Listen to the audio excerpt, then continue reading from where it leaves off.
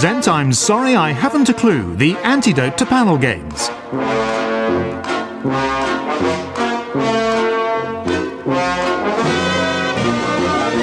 At the piano is Colin Sell, and your chairman is Jack D.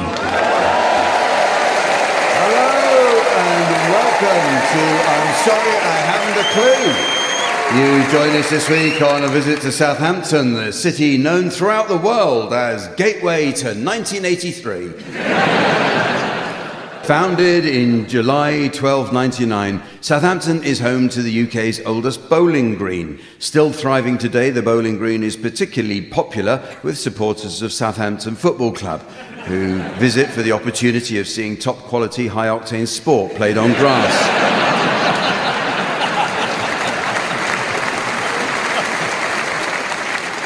Southampton FC was founded in 1885 and in 2001 moved from the Old Dell to their current ground at St Mary's. St Mary's increased the stadium capacity from 15,000 seats to 32,000, a move that allowed Southampton's 15,000 fans to really stretch out.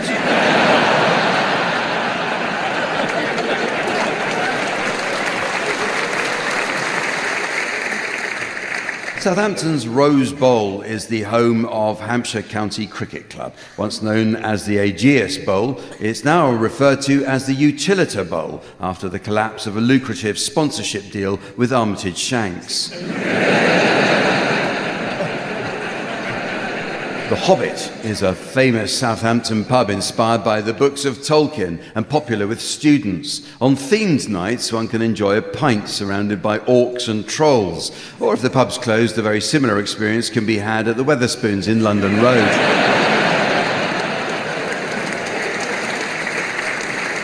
Sprinkles is Southampton's famous gelato ice cream cellar, which prides itself in creating unusual flavours and toppings that you won't find anywhere else. Sprinkles is actually the nickname given to the old man who serves the ice cream due to his chronic eczema.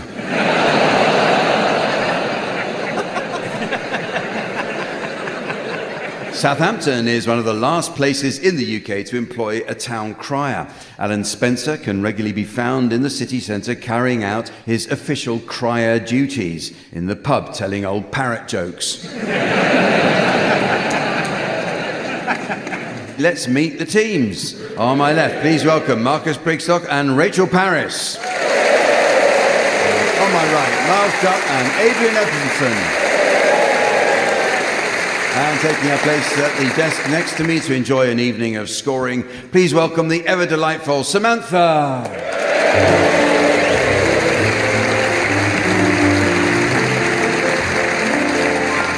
Well, we begin this week with a round that's all about quotes. In this round, I'd like you please to suggest well-known quotes that would be ruined by the simple change of a single word.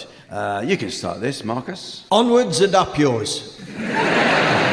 Rachel. When shall we three meet again? In thunder, lightning, or in Sainsbury's?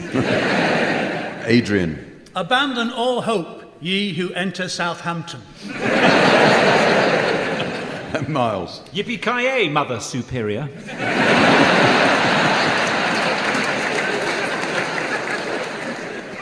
We are all in the gutter, but some of us are looking at your tits.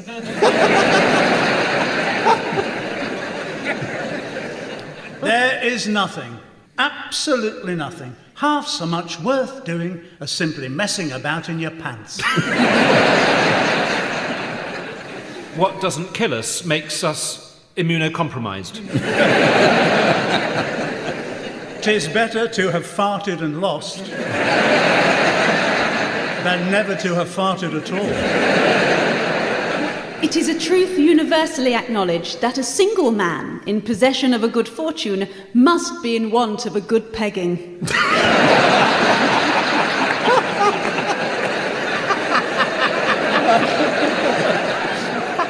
They may take our lives, but they will never take our accents. Houston, we have a need to enter into a workplace problem-solving strategy within a strictly limited time frame. Do one poo every day that scares you.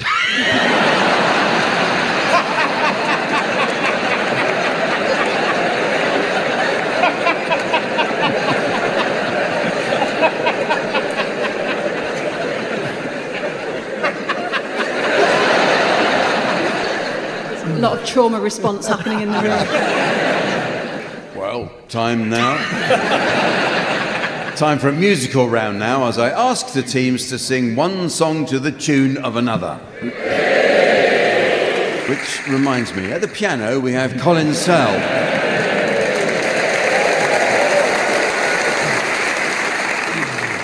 Incidentally, you'll be surprised to hear that a performance by Colin at London's Wigmore Hall sits alongside heavy metal band Motorhead in the Guinness Book of World Records. Motorhead for loudest amplified band, Colin for quietest box office.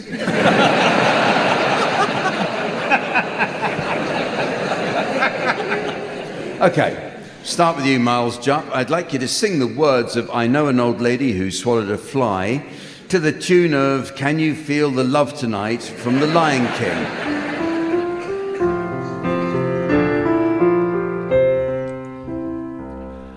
I know an old lady who swallowed a fly. I don't know why she swallowed a fly, perhaps she'll die. I know an old lady who swallowed a spider that wriggled and jiggled and tinkled inside her. She swallowed the spider to catch the fly. I don't know why she swallowed the fly, perhaps she'll die. I know an old lady swallowed a bird. How absurd to swallow the bird. She swallowed the bird to catch the spider. I know an old lady who swallowed a fly. I don't know why she swallowed a fly, perhaps she'll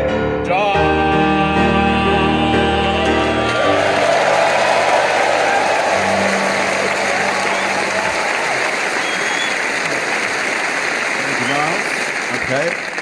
You now, Marcus Brigstock, and I'd like you, please, to sing the words of the Postman Pat theme to the tune of Bring Him Home from Les Miserables.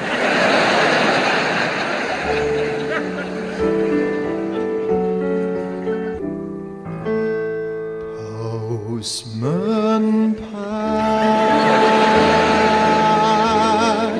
Postman Pat, Postman Pat, and his black and white cat. Early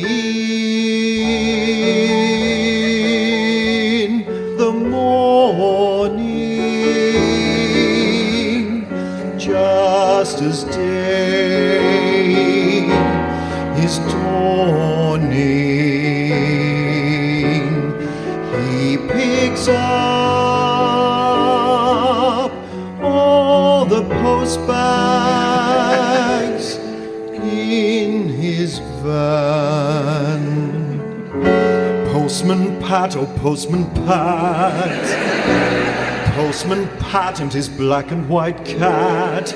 All the birds are singing and the day is just beginning.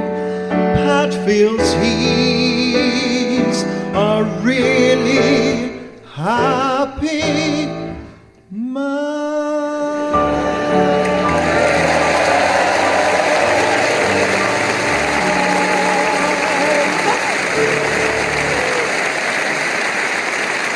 Okay, thank you, Marcus. Adrian Edmondson now. I'd like you to sing the words of Relax by Frankie Goes to Hollywood to the tune of My Grandfather's Clock.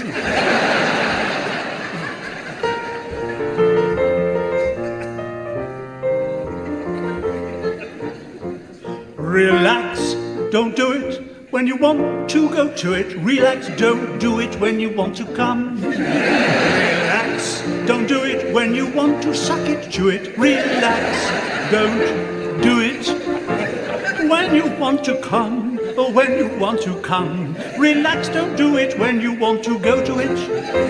Relax, don't do it when you want to come. Relax, don't do it, but shoot it in the right direction. Making it your intention. Live those dreams, scheme those schemes. Got to hit me with those laser beams.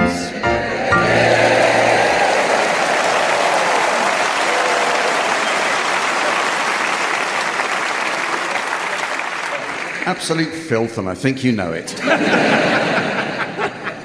And finally, Rachel Paris, I'd like you please to sing the words of What Does the Fox Say by Ylvis to the tune of the theme from Skyfall by Adele.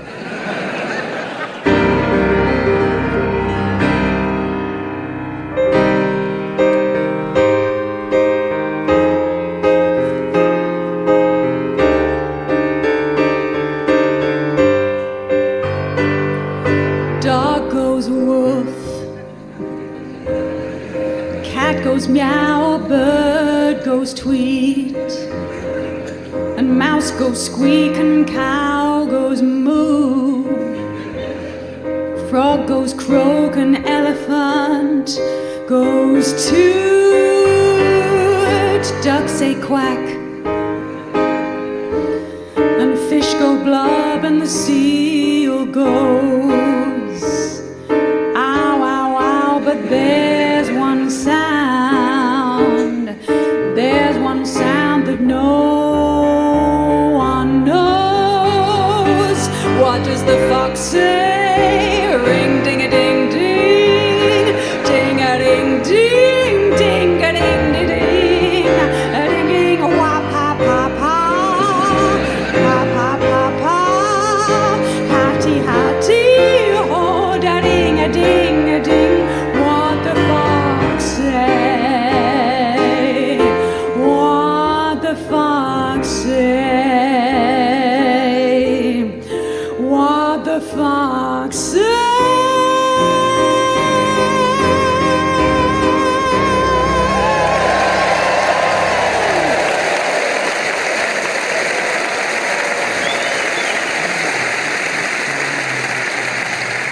This next round concerns TV game shows. My current favourite is The Wheel. If you've not heard of it, it's hosted by Michael McIntyre, who asks trivia questions of celebrities while they spin around the set on a giant wheel. And I can tell a few blank faces out there in the audience still, so I'm clearly going to have to explain further. The wheel is a circular component that rotates on an axle enabling movement in vehicles and machines. So something for some of you out there to take home with you as you walk back to Portsmouth.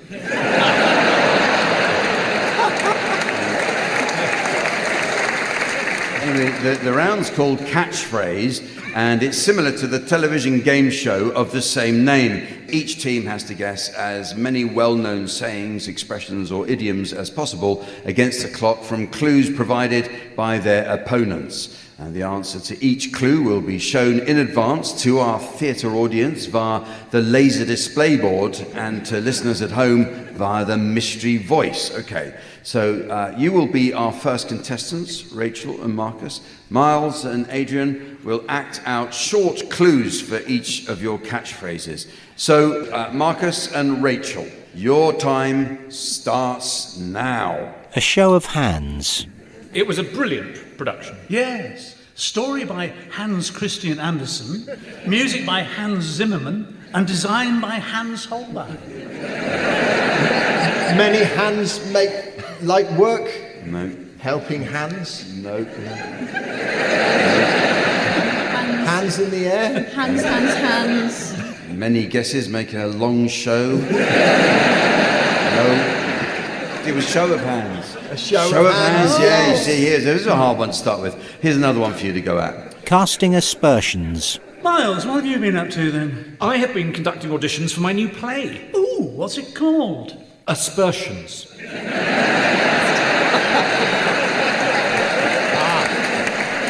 Is it casting aspersions? It is correct. Here's another one for you. They're hopping mad. So, tell us, Warden, what is unusual about the inmates in your asylum? Well, they're all completely insane, of course. The difference is they only have one leg. Hopping mad. They're hopping mad. And another one, thank you. He's coming out of his shell. At first, I thought he was very shy. Well, there's nothing shy about the way he's removing his shiny matching polyester top and elasticated trousers.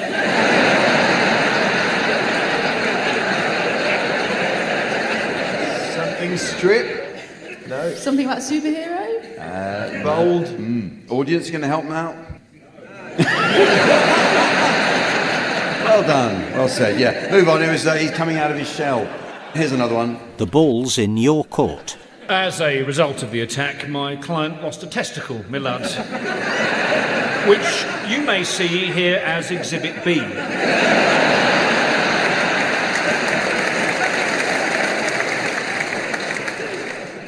B-ball. No, the ball's in your court. In your court. Yeah. So yes. here's another one. Very clever when you know. Yeah. No strings attached. Why are none of them moving? I don't know, but this is the worst episode of Thunderbirds I have ever seen. Puppets. No strings attached. On to the next one, please. Going behind his back. I'm told his is so long he can pass water over his shoulder.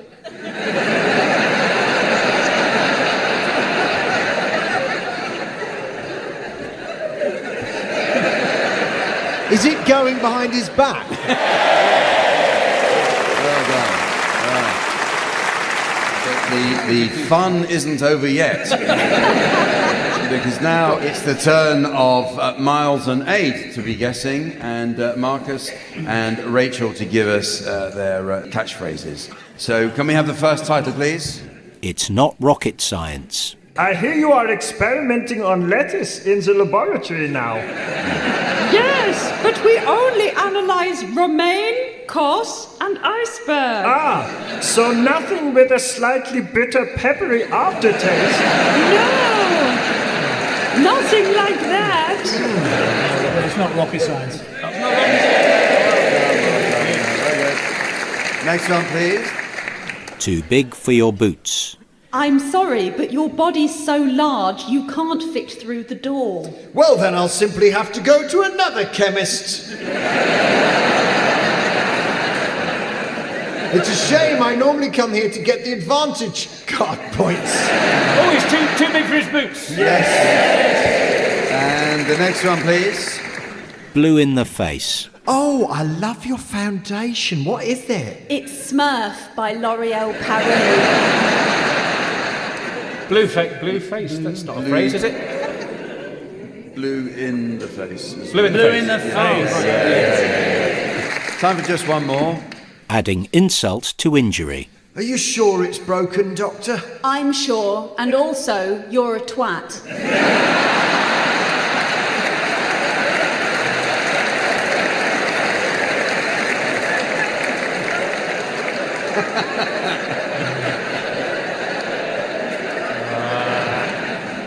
Broken patient. It's adding insult to injury. Very good. Yeah. Well, time is up, I'm afraid. And,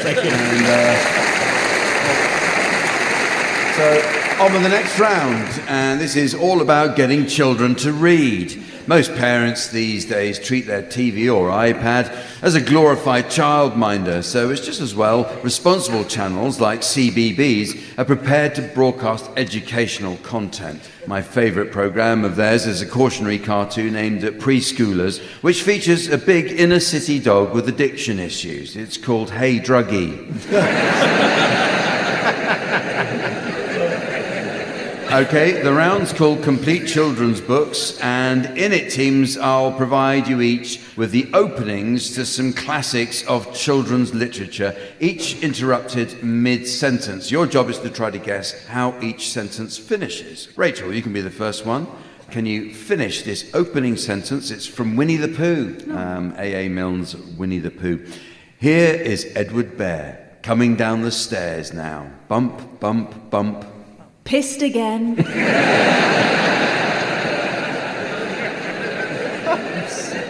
On the back of his head behind Christopher Robin is what he's... Marcus, this is the first line from Michael Bond's Paddington Bear. Mr. and Mrs. Brown first met Paddington on a... Speed awareness course.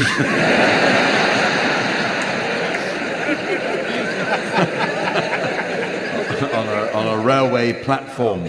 Miles, this is from Francis Hodgson Burnett's The Secret Garden. Can you finish the opening sentence? When Mary Lennox was sent to Misselthwaite Manor to live with her uncle, everybody said... Oh, I'd heard he was on some sort of register.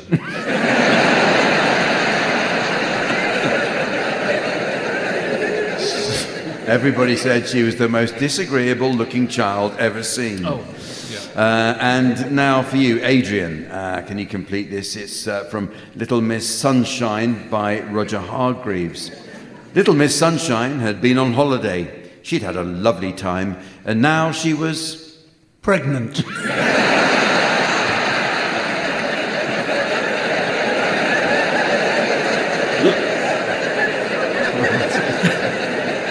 Oh, dear. Now she was driving home. Well, look, here are some for any of you to have a go at. This one's from Topsy and Tim Go on a Train by Jean Adamson. Topsy and Tim were going to visit their granny. Mummy decided they would go by train. They were very excited and helped to pack their bags. When they got to the station... They eagerly climbed into the bus replacement service.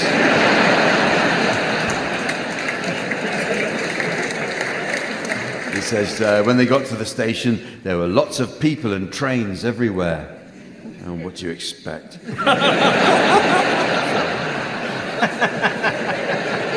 Sorry, I said that out loud, I didn't mean to. This one's from The Tiger Who Came to Tea by Judith Carr.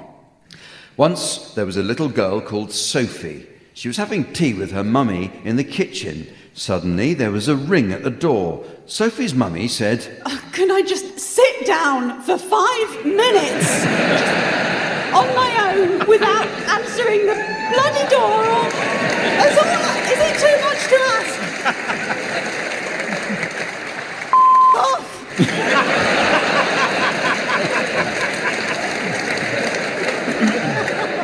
Is that right? Yeah, sounds like someone else should be pulling their weight, Rachel, I think. No, in fact, what she says is, I wonder who that could be. How about this one? This is Fantastic Mr. Fox by Roald Dahl. Down in the valley, there were 3 farms. The owners of these farms had done well. They were rich men. They were also nasty men. All 3 of them were about as nasty and mean as any men you could meet. Their names were Farmer Boggis, Farmer Bunce, and... Jeremy Clarkson.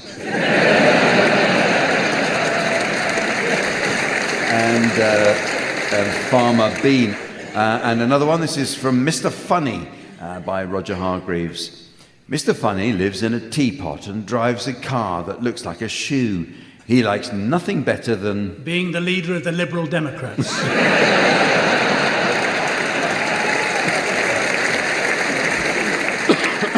He likes nothing better than making other people laugh. And finally, can you give us the end of this sentence? It's from Rumble in the Jungle by Giles Andre. There's a rumble in the jungle. There's a whisper in the trees. There's a man who's looking happy and a lady on her knees.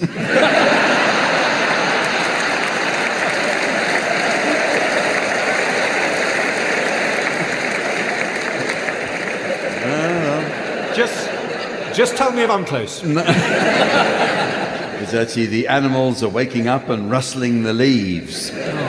Well, that's just about the end of the show. But in celebration of local boy Rishi Sunak's upbringing in a Southampton chemist's, there is just time to fit in a quick round of Pharmacist's Film Club. Samantha's a regular at her local chemist's, where she says the gentleman pharmacist is happy to help with anything from a tickly cough to family planning. For the former, she says, she was delighted to be given something to suck on 3 times a day. And when she told him she hadn't seen their pamphlet on Planned Parenthood, he kindly gave her one over the counter.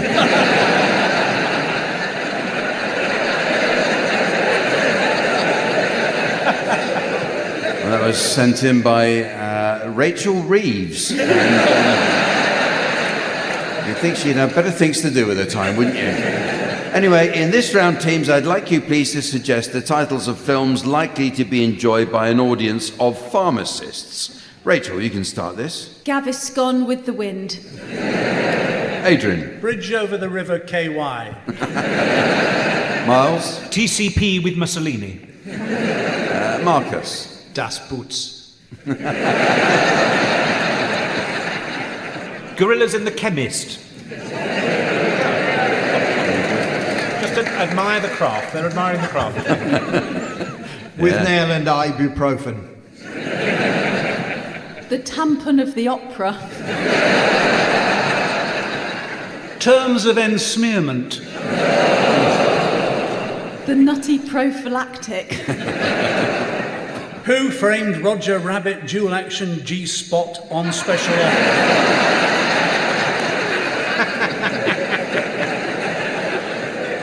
You've really been through your medicine cupboard, haven't you? Invasion of the Body Form Snatchers. Brokeback mouthwash. Anusol Farm.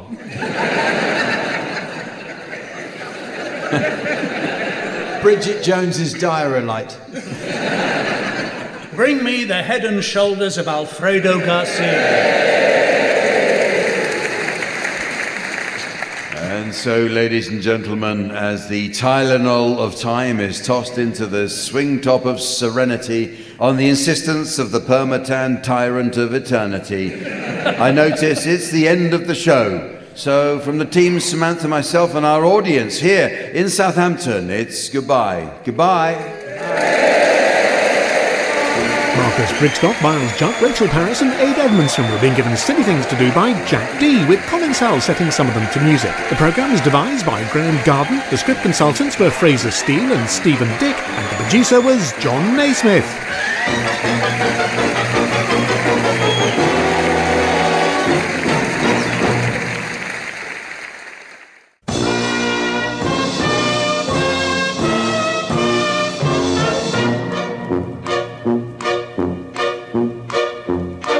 We present I'm Sorry I Haven't a Clue, the antidote to panel games.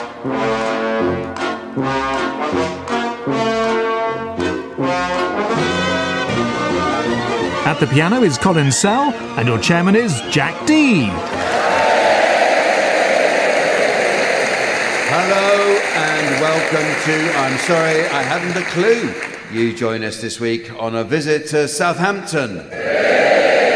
City known to cruise ship aficionados as gateway to the norovirus. As a major cruise ship hub, hundreds of Southamptonians say they work for Cunard, while others prefer to take it easy.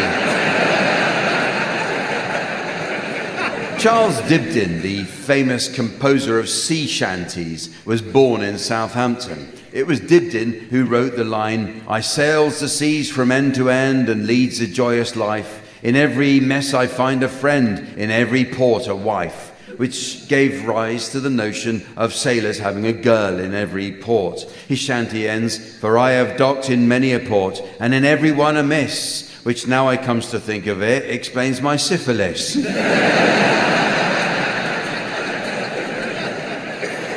When I visited Southampton last year, I remember it was a Saturday and my watch had stopped. Anxious to find out the time, I checked the football scores. I noticed Southampton were losing 2-0, so I knew it must be 3:05.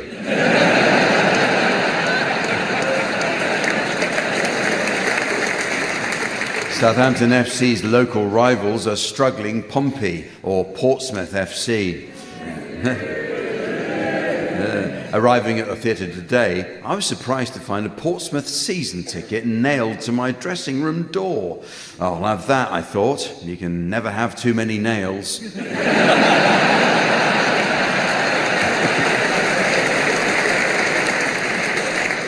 Naturalist Chris Packham was born in Southampton in the spring of 1961. His birth was filmed and broadcast to an audience of indifferent badgers.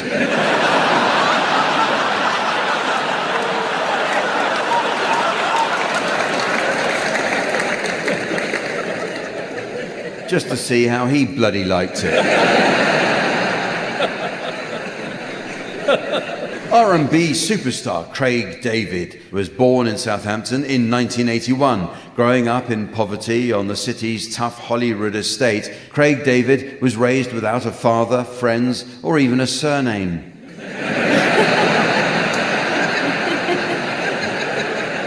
In a career spanning 30 years, David has sold over 15 million albums. The singer has added to his fortune by selling a range of merchandise, including clothing, a fragrance, and even a Craig David refrigerator.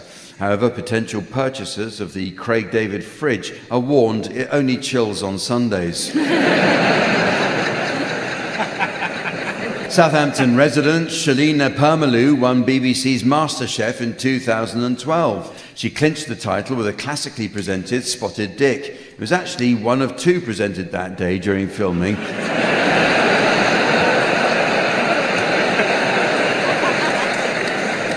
Before producers told Greg to put his away. Let's meet the teams. On my left, please welcome Marcus Brigstock and Rachel Paris. On my right, Miles Jupp and Adrian Edmondson. And taking his place on the scoring desk next to me, please welcome our resident tree trunk in trunks, the immaculate Sven.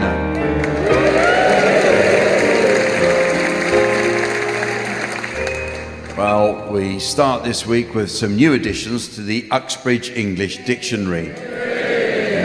A good dictionary is essential for learning the correct use of similar terms. For example, many people don't understand the subtle difference between the words shy and coy. Well, shy means to be nervous or timid in the company of others, whereas coy is what you get milk from in Northern Ireland.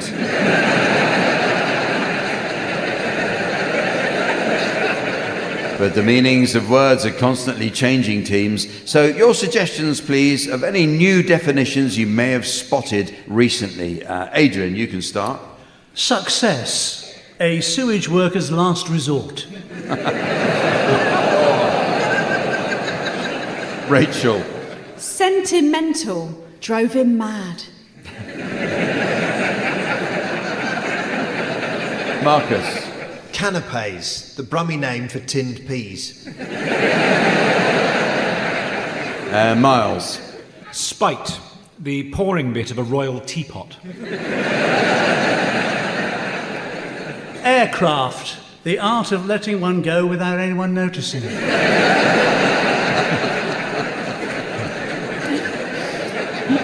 Shambles, pretend testicles.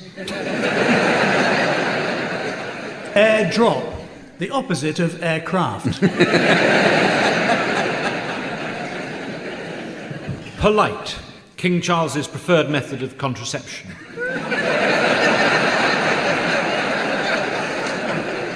Baltic, testicular parasite.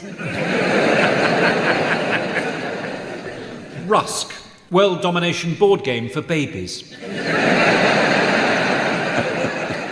Harass, the opposite of her elbow.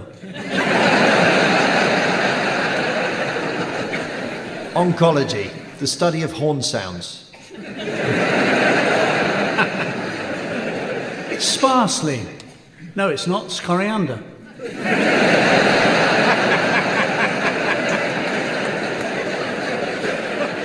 Fundamentalist, what you do when you buy a Tesla.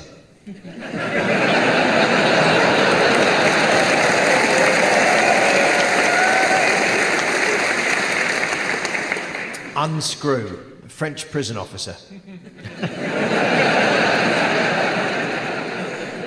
Cock-a-leaky, Scottish male incontinence. Enamor, a tool for eating chickens.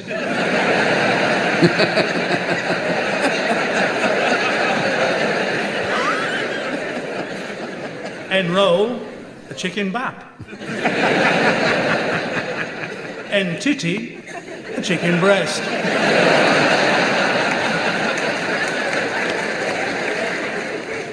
Okay, well, the teams are going to sing along to some well-known songs in the round called Pick Up Song now. These days, rare vinyl fetches a fortune at auction. The holy grail for collectors is the world's first song about weight loss injections, Whiskey and Munjaro by Painfully Thin Lizzy. In this round, Sven will spin the discs and each of you will sing along to your discs until Sven turns the music down. If on its return you're within a gnat's crotches of the original, I'll be awarding points. And points mean a frankly nauseating display of imbecilic mass indoctrination. What do points mean? And this week's prize is the world's most annoying beach furniture. It's this Anton deck chair. So, Adrian Edmondson, I'd like you to accompany Sia singing Chandelier.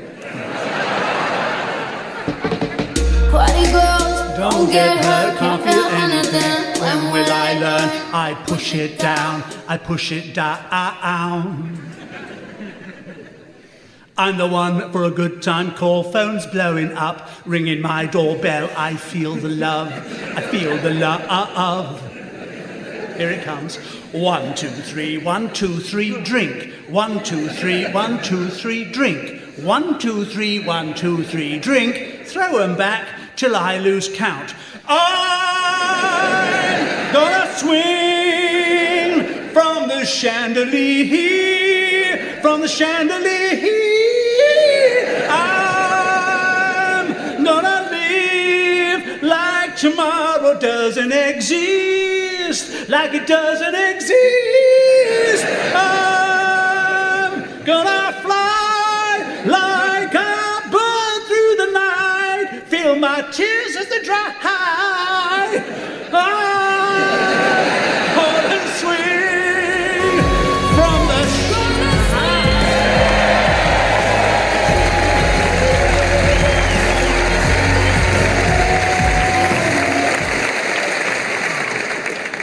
Thought that was the Isle of Wight ferry at one point. Marcus Brigstock, your turn, please. And I'd like you to accompany Inni Kamosi singing Here Comes the Hot Stepper.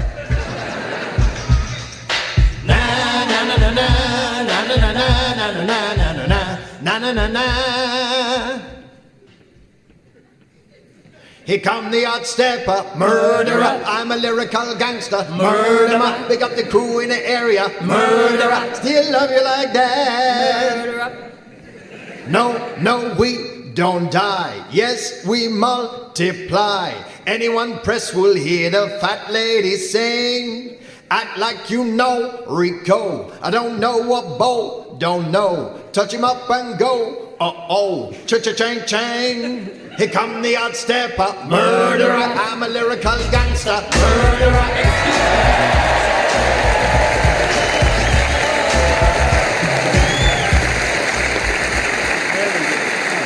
Incredible. And finally, would you, Rachel Paris, please accompany Kelly Clark? Oh, Rachel Paris certainly hit those high notes. Either that or someone's hearing aid is playing up. Well, the teams are going to do a spot of acting for us now in the round called Sound Charades. The game Sound Charades is all about miming, the theatrical technique of suggesting action, character, or emotion without words, perfected, of course, by the great Marcel Marceau. Marceau was clearly destined for greatness in the world of mime, and his talent was evident to his parents from birth. His mother once proudly revealed his first words, "I'm 26. So, in our version of charades, team members are permitted the use of their voices. So Marcus and Rachel, you're to start, please, and your title will shortly be displayed to the audience via the laser display screen. And for listeners at home, here's the mystery voice. The Nutcracker. The Nutcracker. So off you go, please, Marcus and Rachel. This is a ballet, and it's 2 words. Hello, I'd like to buy a pair of underpants, please. You didn't discuss that, boys. Well, I have come directly from Bolshoi. Certainly, sir.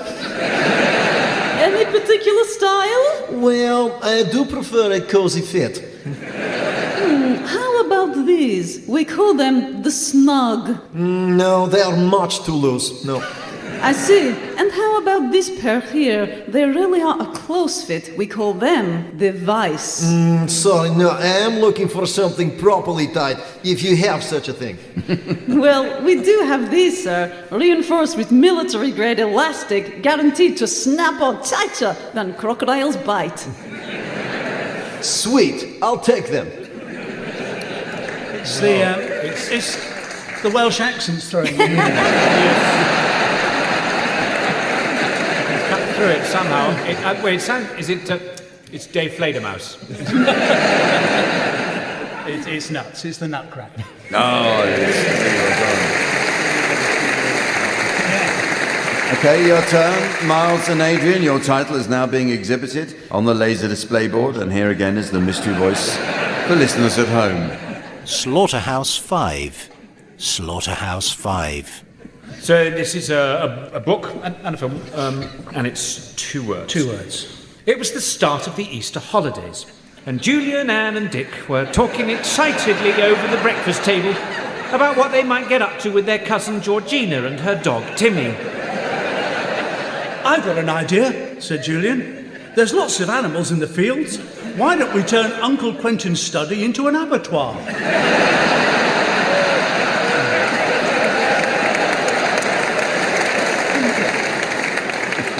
What an excellent wheeze, exclaimed Dick. I know there's a lot of squealing, but think of the sausages. Wizard, ejaculated George. I'll get Aunt Fanny's chainsaw. Is it the Slaughterhouse 5?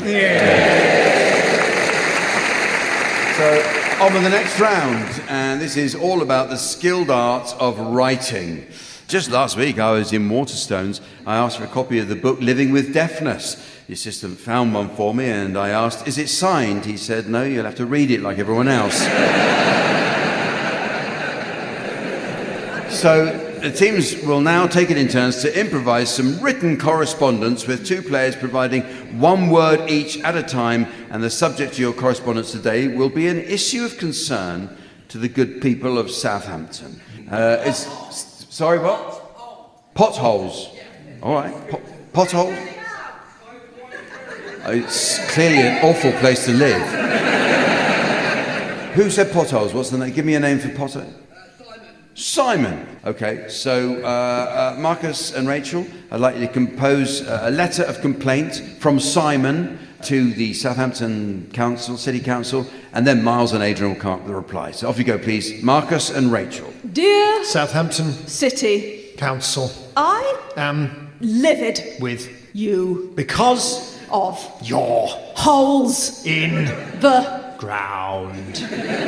my Brother has fallen right into one of the potholes. and He is missing.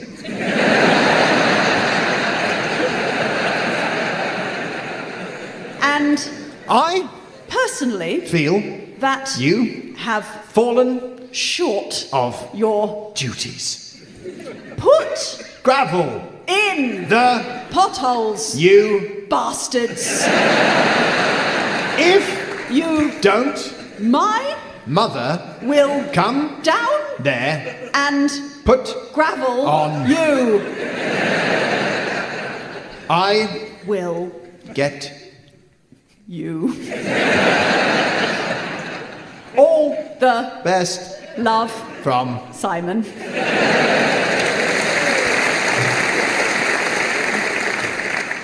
Dear Simon, I don't care for your tone.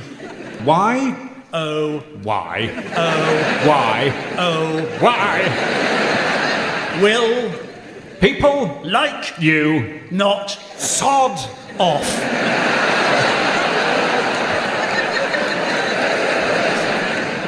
my brother also fell down a hole. He Is in hospital with broken. legs. I Don't care for him at all. maybe You and your brother should go. away. I Love you.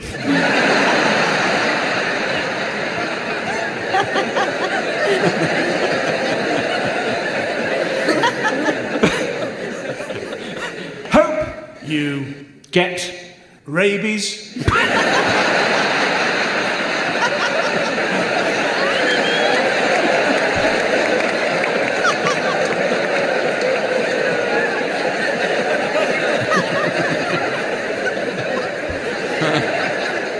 best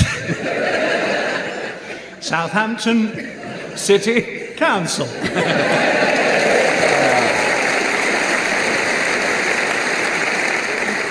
Well, the next game is a musical one entitled Songstoppers. In this round, panelists from each team will take it in turn to sing the opening line to a series of well-known songs, and it's the job of their teammate to answer each opening line in a manner likely to end the song altogether. And at the piano, we have Colin Sell. Incidentally, Colin was telling us that at a recent concert in London's Wigmore Hall, he received 7 curtain calls. In the end, he had to block Drapes UK and put his phone on silent. So you can go first. Marcus and Rachel, can we have your medley of first lines now, please?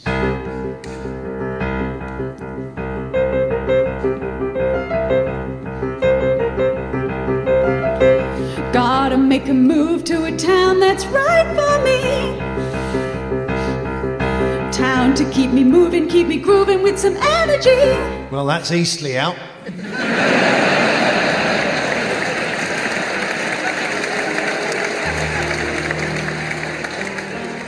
Isn't it rich? Are we a pair?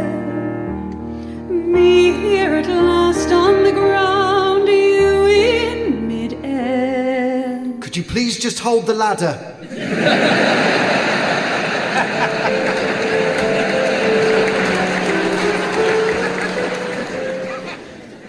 Be our guest, be our guest, put our service to the test. Now, I've never dined at a harvester before. They're normally this many pubes in the salad.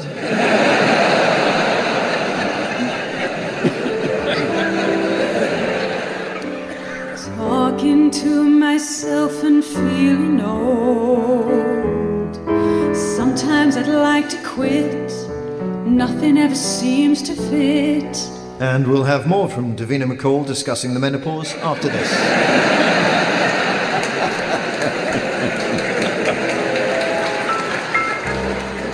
Anytime you're Lambeth Way, any evening, any day, you'll find us all Tying flags to lampposts.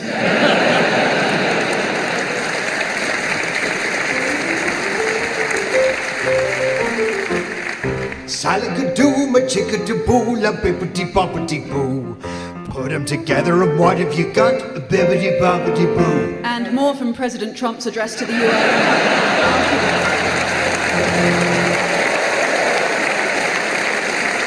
Your turn now, Miles and Adrian. Can we have your first line medley, please?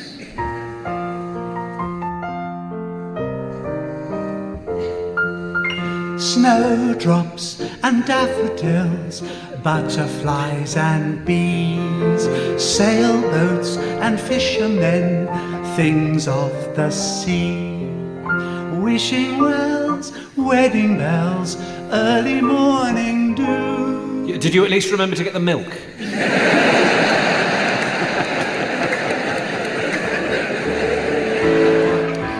I don't care if Monday's blue, Tuesday's grey and Wednesday too. Thursday, I don't care about you, it's Friday. It's 5 to 5 and it's Cracker Jack!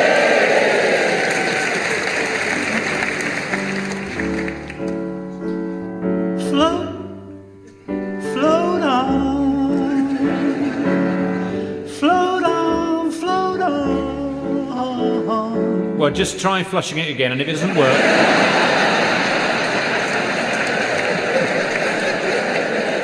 if it doesn't work, I'll go and find a stick.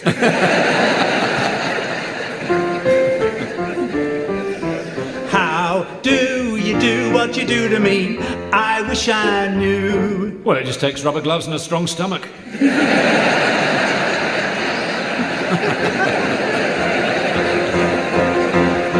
Loving you isn't the right thing to do.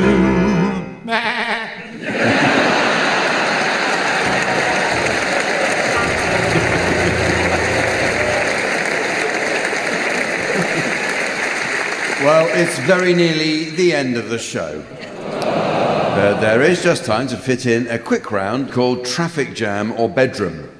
In this round, teams, I'd like you to come up with phrases that might be suitable to use both in the bedroom and while stuck in a traffic jam. Marcus, you can start. If it's all right with you, I'll pull off and get a Scotch egg.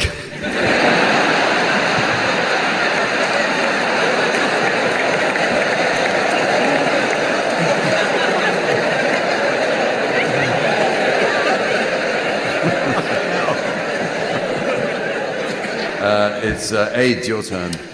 This guy behind is right up my arse.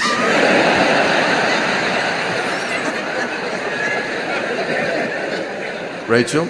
The council should have widened this years ago.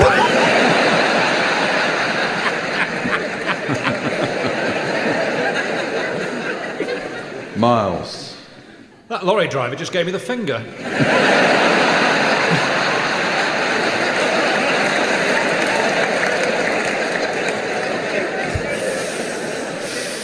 If he fits that through there, I'll be amazed. I must say it'd be a lot easier if both lanes were open. It's no good tooting, I'm stuck. Well, this is a disappointing way to spend an hour. I spy with my little eye something beginning with C. If he'd pull forward, I could fit up there. If you three in the back don't shut up and behave, I'm going to give you all a damn good spanking. Any idea what's happening up front? There's no sign of movement. You might as well switch the thing off.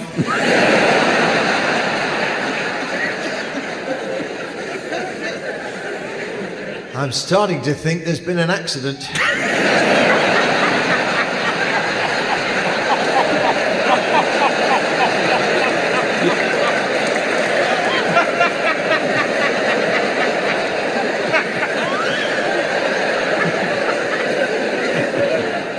It's only ever this slow because people stop to have a bloody good gawp.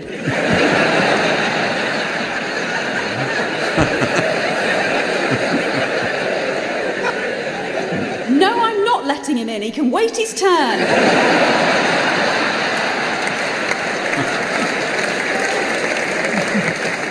And so, ladies and gentlemen, as the GPS-tracked ankle tag of time is attached to the thuggish Thornhill teenager of eternity, I notice it's the end of the show. So from the teams, Sven, myself, and our audience here in Southampton, it's goodbye. Goodbye. Marcus Brigstock, Miles Junt, Rachel Paris and Aid Edmondson were being given silly things to do by Jack D, with Colin Sell setting some of them to music. The programme was devised by Graham Garden, the script consultants were Fraser Steele and Stephen Dick, and the producer was John Naismith.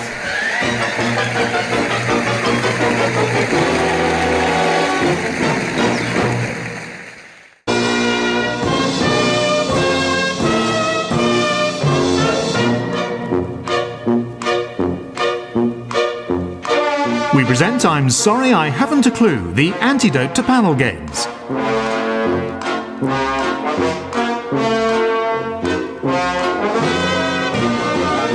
At the piano is Colin Sell, and your chairman is Jack D. Hello and welcome to I'm Sorry I Haven't a Clue. You join us this week on a visit to Hull. A city famous worldwide for its tourist board slogan, "Move on, nothing to see here." Geographically remote, visitors often complain Hull is difficult to get to. I had my own trouble getting to Hull as I accidentally typed hell into my sat-nav. Still got here, though. Hull is one of the most obese cities in the UK, with 75% of adults overweight compared to the national average of 64%. And geographically, Hull is one of the lowest lying cities in the UK. Perhaps if the locals bothered to eat a salad once in a while, it wouldn't be. Hull has a Victorian elephant trail commemorating the old zoological gardens and the route taken daily by the zoo's elephant down Spring Bank, walking from its stables to the zoo. And for a more modern elephant trail, head for the city centre and follow the route taken by locals going from Greggs to the nearest chip shop.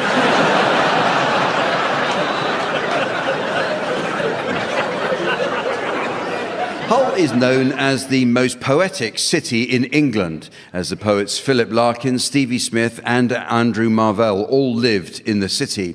Larkin's most celebrated work is the Whitsun Weddings. Smith will always be remembered for not waving but drowning, and Marvell, of course, is best known for The Avengers.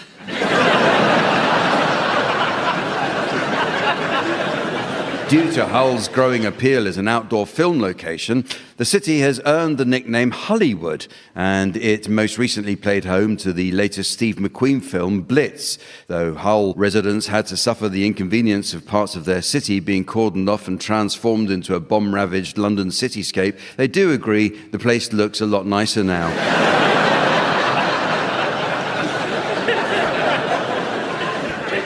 The Aunt Bessie's factory in Hull is the largest Yorkshire pudding factory in the world. And in 2023, Greg Wallace was given a tour of the place for his TV show Inside the Factory. Greg discovered exactly how they make the 500 million puddings they produce annually, though disappointed not to meet Aunt Bessie herself, as he'd been hoping to surprise her in her office. To Greg's credit, he simply pulled up his trousers and carried on with the tour.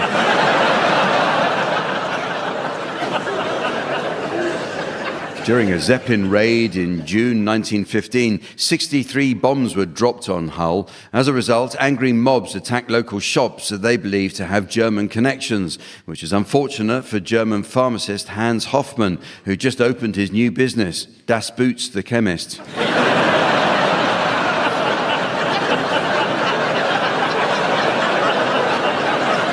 And talking about being attacked by an angry mob after bombing in Hull, let's meet the teams. On my left, please welcome Lucy Porter and Rory Bremner.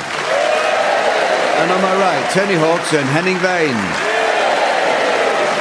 And taking her place at the desk next to me to enjoy an evening of scoring, please welcome the ever-delightful Samantha.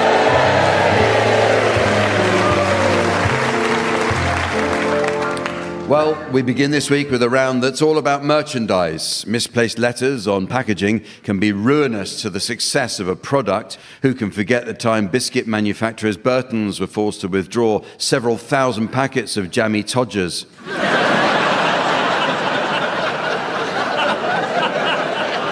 Or the dismay of the nation's children on unwrapping their chocolate egg and discovering an unwanted Tinder surprise. Anyway, teams, in this round, I'd like you please to suggest well-known products that would be ruined by the simple addition of a single word. You can start this one, please, Rory. Boris Johnson's baby powder. Lucy. Mr. Kipling's urinal cakes. Henning. Duke of Yorkie bar. Tony. Arsehole milk.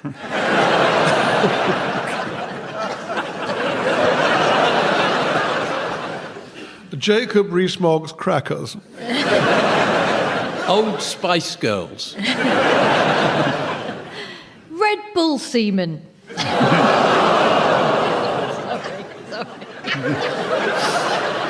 Davy Lee Harvey Oswald. SS Gruppenführer Heinrich Müller yogurt. Alan Carr's water biscuits. Tommy Robinson's barley water. Breast Milky Way. KP Skip Hire.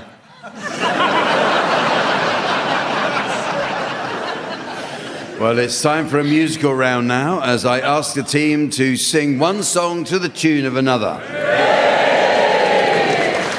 At the piano, we have Colin Sell.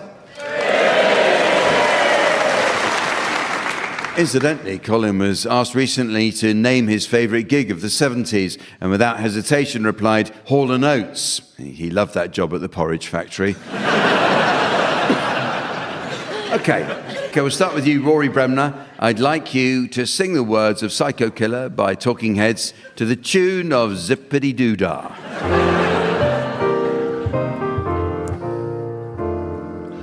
I can't seem to face up to the facts. I'm tense and nervous and I can't relax. I can't sleep 'cause my bed is on fire. Don't touch me, I'm a real live one. Psycho killer, qu'est-ce que c'est? Fa fa fa fa fa fa fa fa fa fa fa. Better run away. Oh, psycho killer, qu'est-ce que c'est?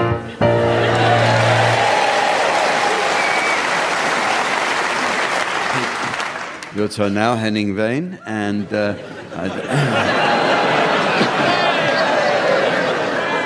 Henning's actually very excited because he has strong family connections with Hull. His grandfather was in the Luftwaffe.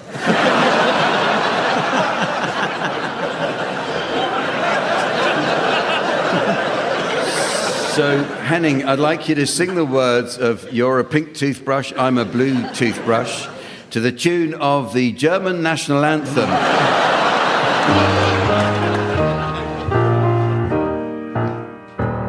You're a pink toothbrush, I'm a blue toothbrush. Have we met somewhere before? You're a pink toothbrush and I think toothbrush. There we met by the bathroom door. Glad to meet toothbrush, such a sweet toothbrush. How you thrill me through and through. Don't be hard toothbrush on the soft toothbrush, 'cause I can't help loving you. Every time you whistle, it makes my nylon bristle. You're a pink toothbrush, I'm a blue toothbrush.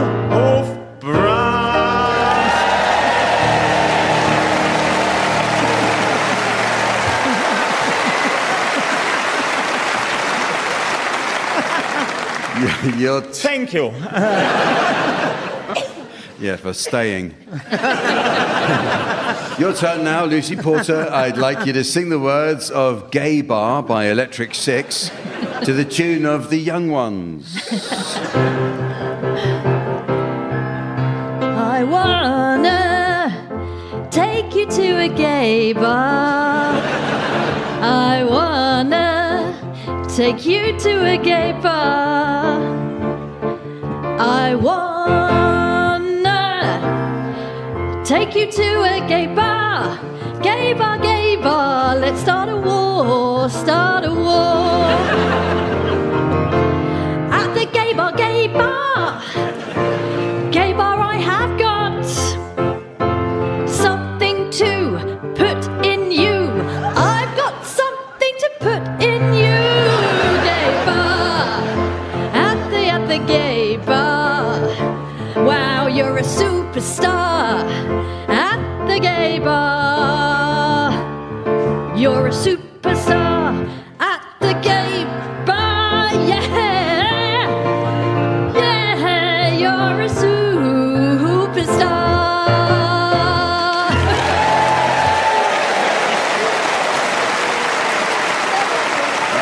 Thank you, Lucy.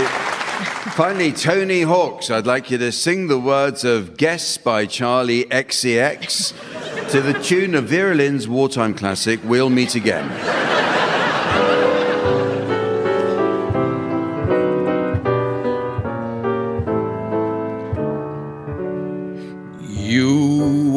wanna guess the colour of my underwear? You wanna know what I got going on down there? Is it pretty in pink or all see-through? Is it showing off my brand new lower back tattoo? You want to put 'em in your mouth, put 'em all down south. You want to turn this shit out. That's what I'm talking about. Put them in your mouth, pull 'em all down south. Try it, bite it, lick it, spit it, put it to the side and get up all in it. Wear 'em, post 'em, might remix it.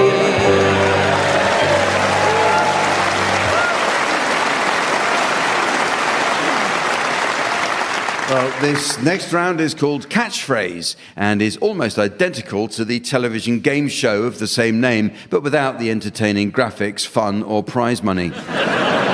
So in our version of Catchphrase, each team has to guess as many well-known sayings, expressions, or idioms as possible against the clock from clues provided by their opponents. The answer to each clue will be shown in advance to our theatre audience via the laser display board and to listeners at home via the mystery voice. Okay, you'll be our first contestants. Lucy and Rory, Tony and Henning will act out short clues for each of your catchphrases.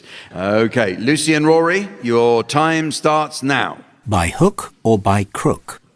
I guess there is two ways we can dislodge the thing that's blocking the lavatory. We could use this.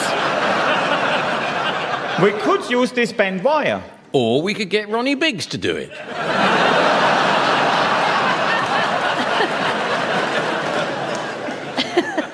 Is there's more than one way to flush a turd? Because that should be a phrase, right? It's not the Great Drain Robbery, no. I think we're going to have to pass it. That's an unfortunate phrase to have used in this. It's by hook or by crook. Oh. That's what it was, yeah. Next one, please. Raising the bar. Okay, here you go. Up a bit. Up a bit? Yeah. Better, but a bit higher, a bit up. Higher still? Yeah. One more, we're getting there. One more time, Tony. Perfect.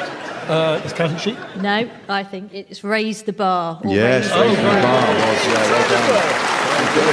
Over there. Yeah. Next one, please. Don't change horses midstream. Hi there.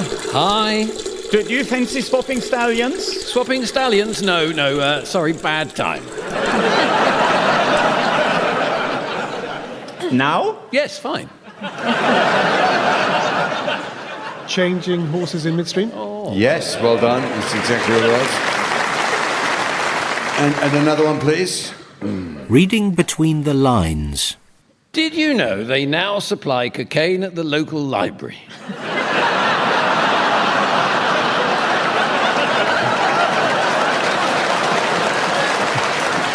Well, I never. Yes, I lay it out in rows to the left and right of my book, and then I have a snort after every chapter.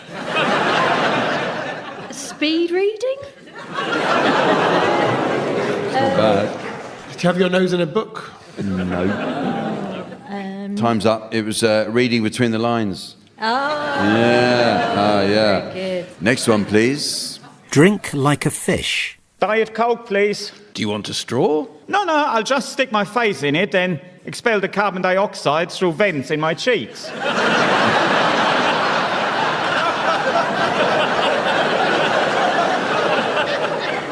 I'm forever blowing bubbles. And I'm a fish. Fish, is it drinking like a fish? Yes. And another one. The child is father of the man. They're from Norfolk, you know.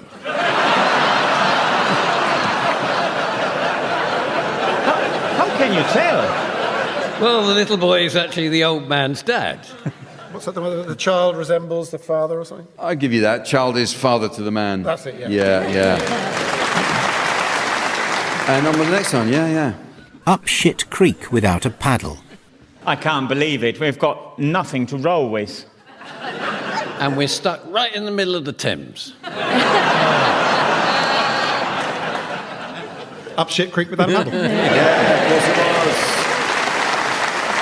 Okay. And another one, please. By and large. Are you overweight? Do you swing both ways?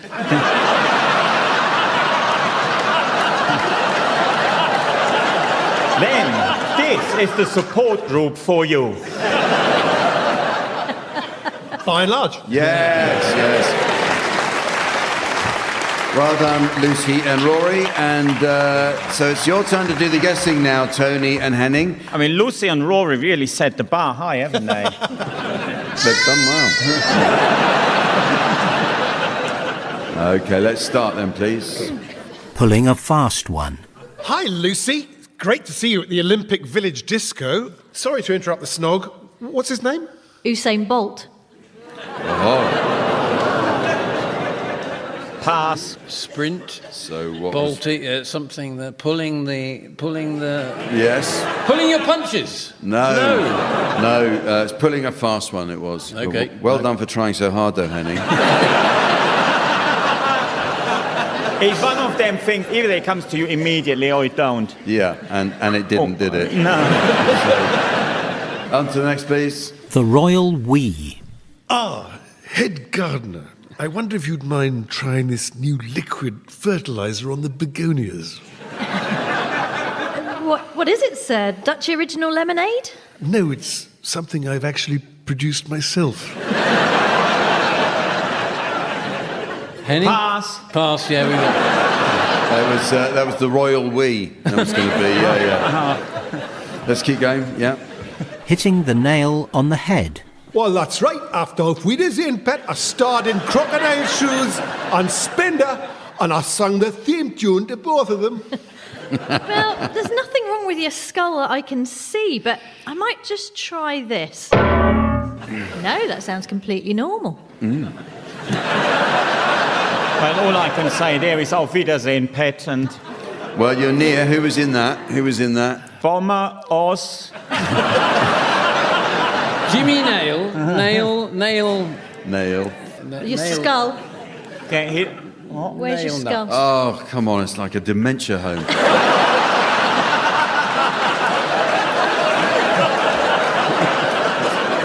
Hitting the nail on the head.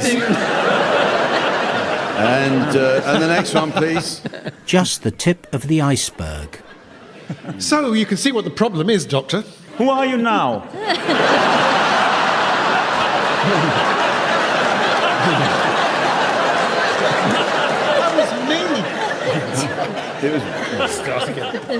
So you can see what the problem is, Doctor. Well, as you suspected, you do have a lettuce leaf protruding from your posterior, but I'm afraid it's a whole lot worse than that. Tip of the iceberg. Yeah. Those flashes of lucidity are so reassuring sometimes, Tony. And just one more. Suck it and see. Well, I don't normally do this on a first date, but I've heard it will cure my blindness.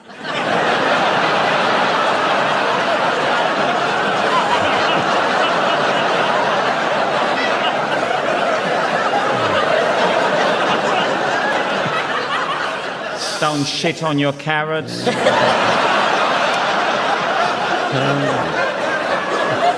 Just keep your German catchphrases to yourself. No, we're past. Yeah, it was suck it and see. Ah. Yeah, I know. Yeah.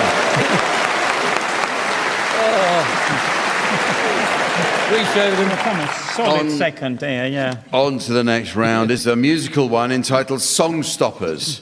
One of Hull's most successful musical exports is the band The Beautiful South, such as their commitment to their hometown that even their best-known song is a tribute to their favourite place to visit when back in Hull. It's called Rotterdam. In this round, panellists from each team will take it in turn to sing the opening line to a series of well-known songs, and it's the job of their teammate to answer each opening line in a manner likely to end the song altogether. So you can go first, please, Rory and Lucy. Can we have your medley of first lines now, please?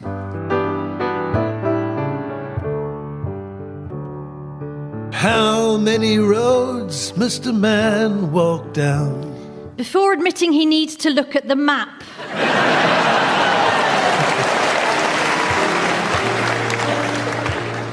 By the time I get to Phoenix, she'll be rising. She'll find the note I left hanging on her door. Sorry, I've broken your toilet.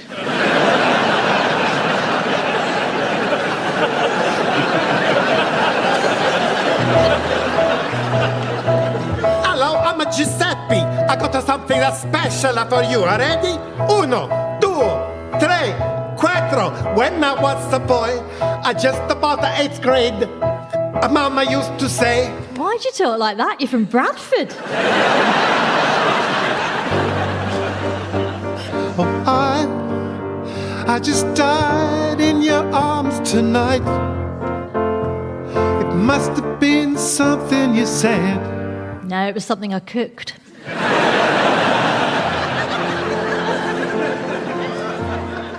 Isn't it rich? Are we a pair? Me here at last on the ground, you in mid-air. I'm sure this position looks easier in the manual.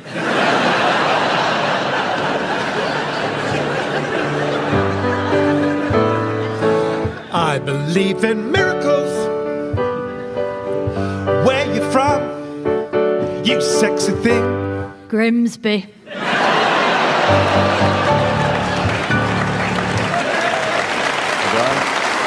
Okay, your turn now. Tony and Henning, can we have your first line medley, please? Love is a burning thing, and it makes a fiery ring. Have you tried putting yogurt on it?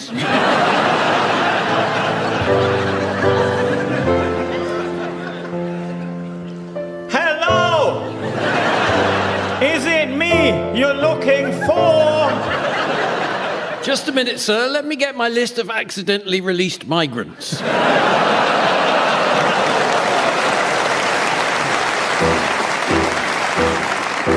Hans plays with Lottie, Lottie plays with Jane, Jane plays with Willie. At which point social services step in.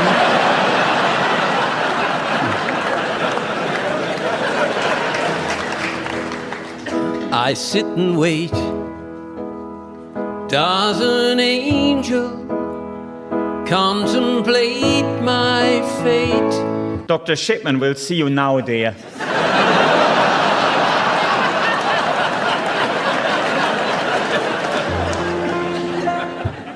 Duke, Duke, Duke, Duke of Earl. Duke, Duke, Duke of Earl. Duke, Duke, Duke of Earl. Duke, Duke, Duke of Earl. Sorry, Mr. Windsor, you can't use those titles, I'm afraid.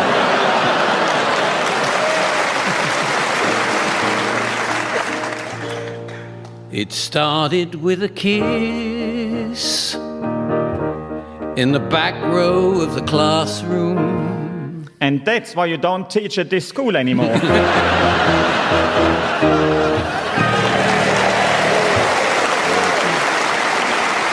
Well, it's very nearly the end of the show. But there is just time to fit in a quick round of Seafood Film Club. Incidentally, though not a fan of fish, Samantha couldn't resist an invitation from some local lads to pop out on their fishing boat. As you can imagine, by the time they got their tackle out, there was a big swell on. But Samantha says she spent much of the time tugging fruitlessly, and in the end was very relieved that she didn't catch anything. That was sent in by Emily Mateless. That trying to ruin my career as well. Anyway, in this round, teams, I'd like you, please, to suggest the titles of films likely to be enjoyed by an audience of seafood lovers. I'd like you to start this one, please. Tony. Desperately Seeking Sushi. Yeah, Rory. Captain Birdseye's Mandolin. Lucy. Silence of the Clams, starring Anchovy Hopkins. Henning. Booyah Basic Instinct. The Gull with the Pearl Herring. The Da Vinci Cod. Fish Finger. He's the man with the Findus touch. Pollock Stock and Two Smoking Salmons.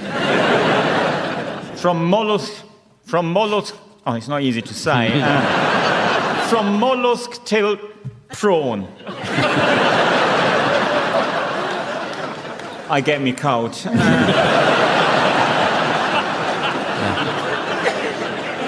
I'll get it for you.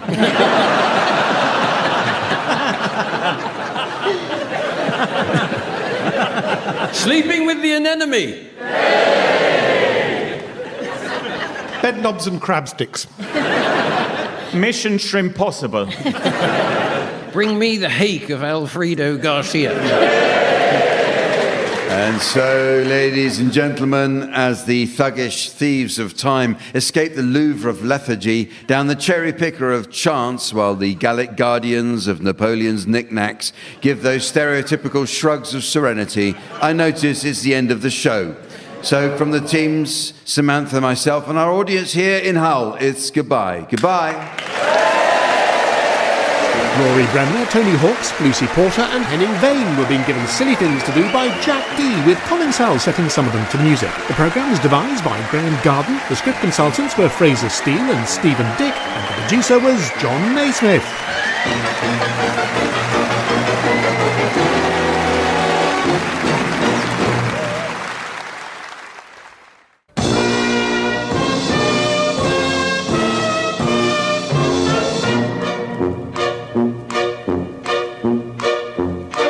We present I'm Sorry I Haven't a Clue, the antidote to panel games.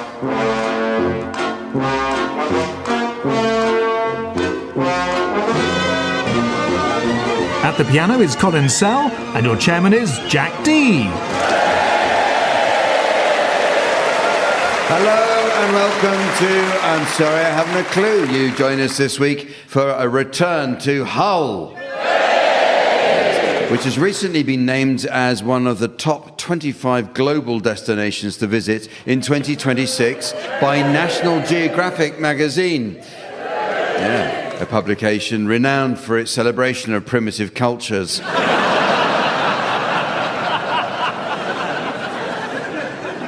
In 2017, Hull was awarded the title of City of Culture by the government's Department of Culture, Media, Sport and Irony.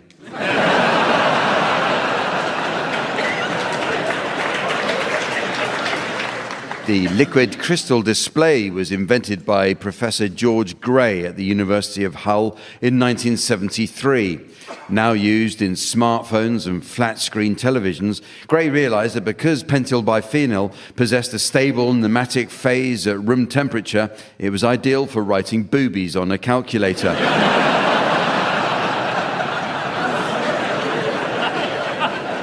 Hull City is the only one of the top 92 football clubs in England whose name contains no letters that you can colour in, something that's a constant source of disappointment to the club's fans, desperate for something to do during home games. In a recent survey, Hull was named the city with the highest proportion of snorers in the UK. According to the poll, just over 60% of Hull residents snore. The survey took place in 2023 during another goalless draw with Preston North End. 80s pop star and well-known Hull City fan Sunita has promised to sing before a game at the MKM Stadium if the team are promoted to the Premiership. This offer has been a huge inspiration to the Hull City squad, who can regularly be seen out on the training pitch practicing own goals.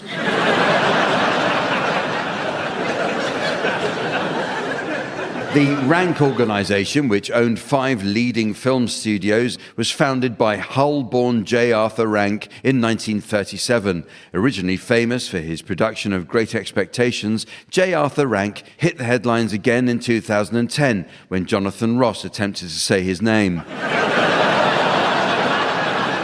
So let's meet the teams. On my left, please welcome Lucy Porter and Rory Bremner. And on my right, Tony Hawkes and Henning Vane. And taking his place on the scoring board next to me, please welcome our resident tree trunk in trunks, the immaculate Sven.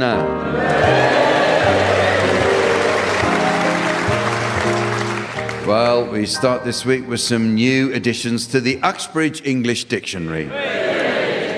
A good dictionary is essential for learning the correct use of similar terms. For example, many people don't understand the subtle difference between the words tortoise and turtle. Well, the tortoise is a slow-moving herbivorous land animal which is enclosed in a domed shell, whereas the turtle is what your bill adds up to in Hull.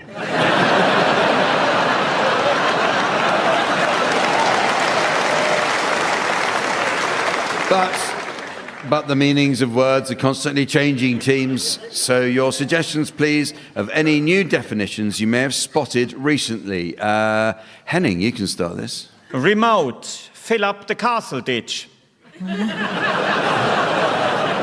Rory. Surfer. What you sit on in Hull.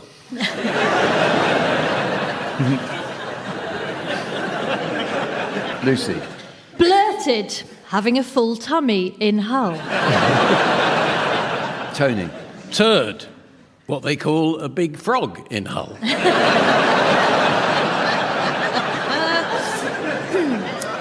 Subdue. Delayed U-boat. Caustic. Goodness, a twig.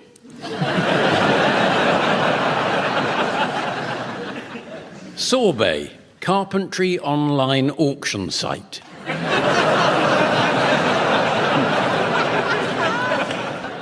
Hedonistic. Very basic scarecrow.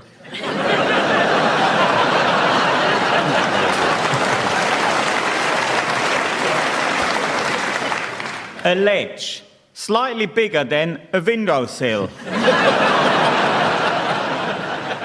Diversity. A Welshman with a degree. Fern. What you make calls on in Hull. Predict. Prior to intercourse.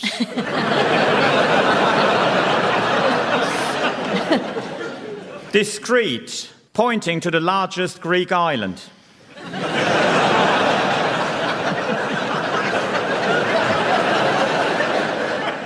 Latex. Sleep with a former partner in Yorkshire.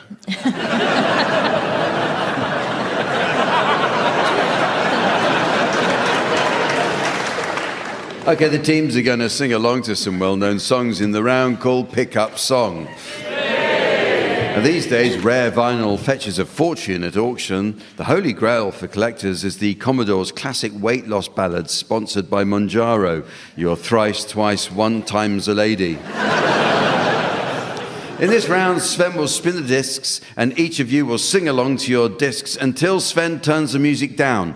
If, on its return, you're within a gnat's crotchet of the original, I'll be awarding points, and points mean a frankly damning indication of the UK's intellectual torpor. What do points mean? Prizes! Yes, and this week's prize is just the thing for the mysterious seamstress. It's this masked singer sewing machine. Shut your face.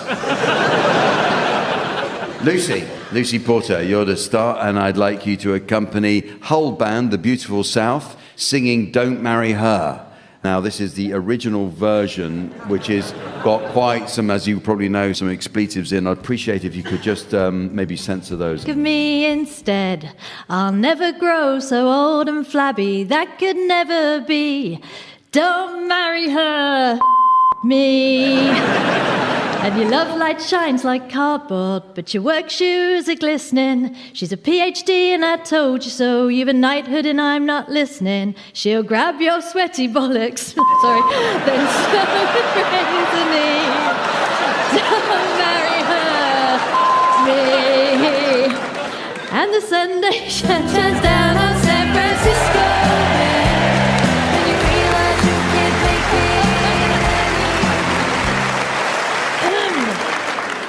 Well, you were on show. You came in on time, so well done on that. Okay. So on to you, Rory Bremner. I'd like you to accompany Falco singing "Rock Me." Alle Frauen und jeder, wie, da kommt Rock Me Amadeus. War Superstar, war populär, war so exaltiert, because hatte Flair. War ein Virtuose, war ein Rockidol. Und alle, wie, da kommt Rock Me Amadeus. Amadeus, Amadeus. Amadeus, Amadeus, Amadeus. Amadeus, Amadeus, Amadeus. Oh, oh, oh, Amadeus. Amadeus, Amadeus. Amadeus, Amadeus, Amadeus.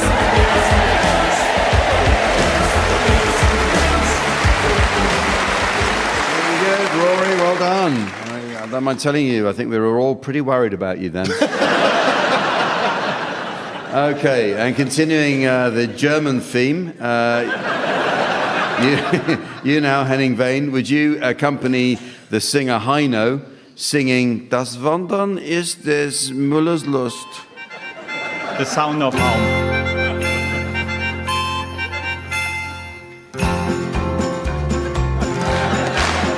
Das Wandern ist des Müllers Lust. Das Wandern ist des Müllers Lust. Das Wandern.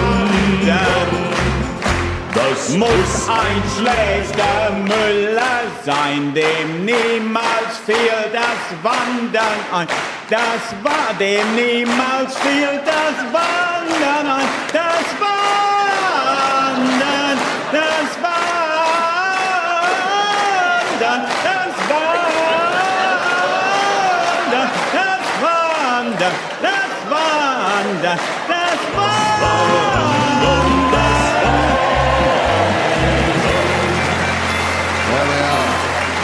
Henning Wehn singing "Das Wandern ist des Müllers Lust" with all of Hull clapping along in time. That's how Nazism started. You enjoyed it because you weren't bloody sitting next to it. And finally, would you, Tony Hawks, please accompany Frankie Valli and the Four Seasons singing "Sherry"? Maybe some backing vocals might be a good idea on this Oh one. yeah, I'm available. That's what I feared. Sherry baby, Sherry, can you come out tonight? Come out tonight. Come out Sherry baby, Sherry baby, Sherry, can you come out tonight? Why don't you come out To my twist party, Come out. where the bright moon shines. Come out. We'll dance the night away. I'm gonna make you my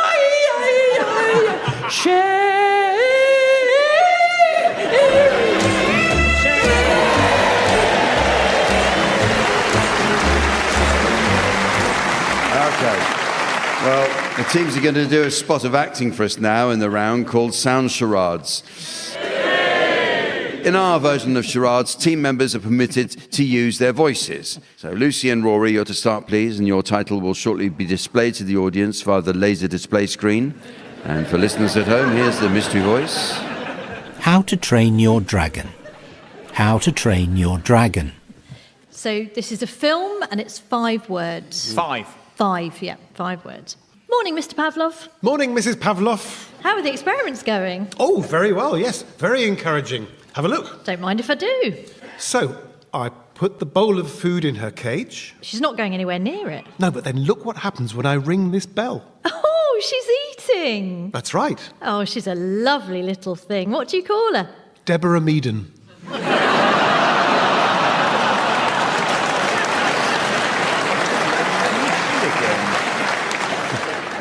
Henning just said, who's she? There's not going to be a huge amount of help to me on this one. One flew over the cuckoo nest, that's 5 words in it. I think you've misunderstood the nature of the game. And it is actually 6 words. Yeah. Is it? What is cuckoo nest? 2 words. Yes, of course it is. Oh, yeah, sorry. Should introduce compound nouns, they're really helpful.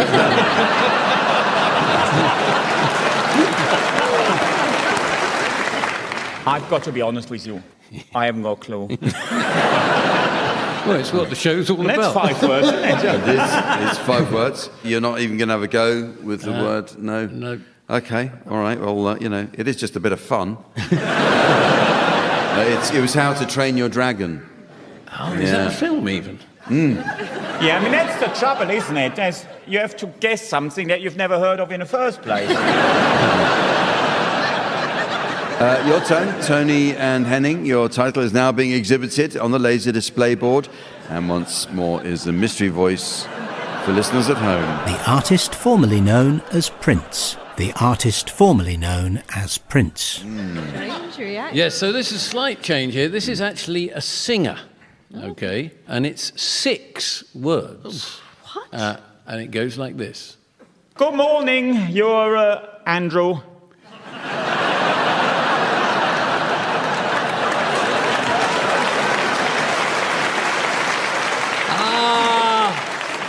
Good morning. May I ask if you've given any thought as to what you might do with the rest of your life, sir? Indeed I have. From henceforth, I shall be a painter. Very good, sir.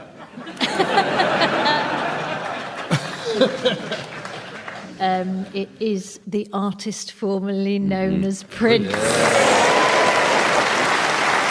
Okay. Well, it's now time to play a round called Restaurant or Bedroom. Hull was recently abuzz with the news that a restaurant owner was suing his local fishmonger after accusing him of supplying undersized shellfish. Happily for all parties, the matter was settled after it was put before the local small clams court. I like that. I know, it worries me when you like the jokes. In this round, teams, I'd like you to come up with phrases that might be suitable to use both in the bedroom and when visiting a restaurant. Lucy, you can start this, please. I think I'll have to finish this off by myself at home later. Tony. Goodness, that came very quickly. Henning. I'm just going to sort out the ladies first.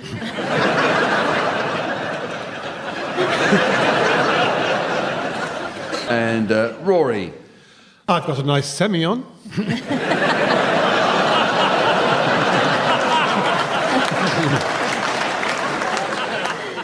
No, I promise you, it tastes better than it looks. I can't fit another thing in. I used to come here with my Aunt Petunia. Sorry, went down the wrong way.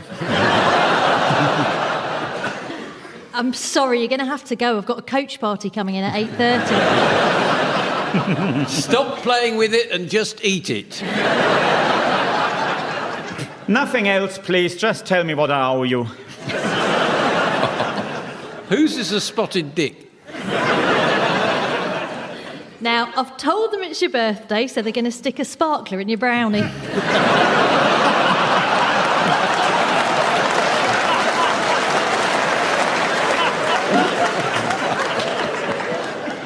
Okay, well, this next round is all about getting children to read. Children's literature is constantly being updated to appeal to the technologically minded kids of today. In fact, only recently I purchased a copy of Winnie the Pooh emoji. Okay, the round's called Complete Children's Books, and in it, teams, I'll provide you with the openings to various classics of children's literature, each interrupted mid-sentence. Your job is to try to guess how each sentence finishes. So, Rory, here's an opening for you from Mr. Silly by Roger Hargreaves. Mr. Silly lived in Nonsense Land, which is a very funny place to live. You see, in Nonsense Land, everything is... done by executive order.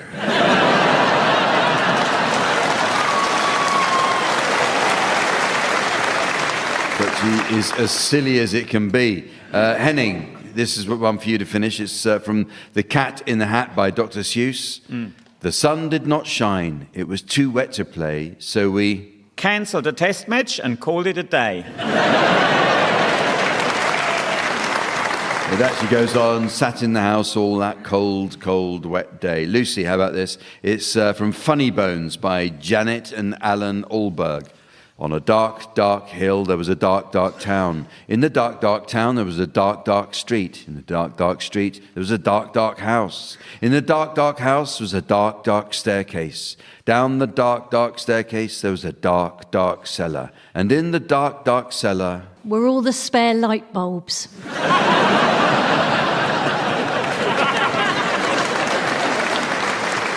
It's some skeletons lived. Tony, how about this one? Can you finish this?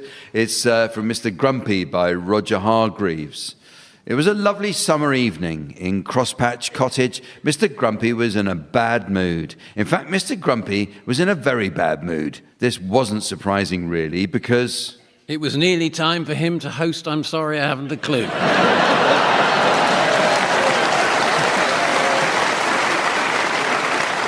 Because it finishes, Mr. Grumpy is always in a bad mood. That's how it goes. And this one for you, Rory, is from The Old Man of Lochnagar by King Charles III, written when he was the Prince of Wales. High on a mountain in Scotland lives an old man. He has lived there for years and years, and although he's not terribly old, he's waited a sod of a long time to become king. Although he's not terribly old, he just looks it. Henning, finish this one. It's Branch Line Engines by Reverend W. Audrey. Thomas the Tank Engine loved his branch line. He thought it was the most important part of the whole railway.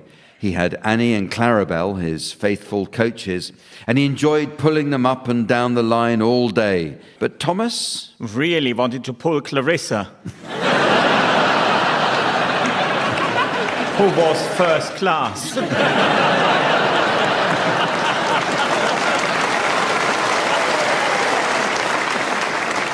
It actually goes on to say, but Thomas grew a little too proud of himself. Finally, Tony, how about this one? It's Mr. Wrong by Roger Hargreaves, this one is. Whatever Mr. Wrong did was absolutely, totally, completely, utterly wrong. However hard he tried, he just couldn't do anything right. Just look at his interview with Emily Maitlis.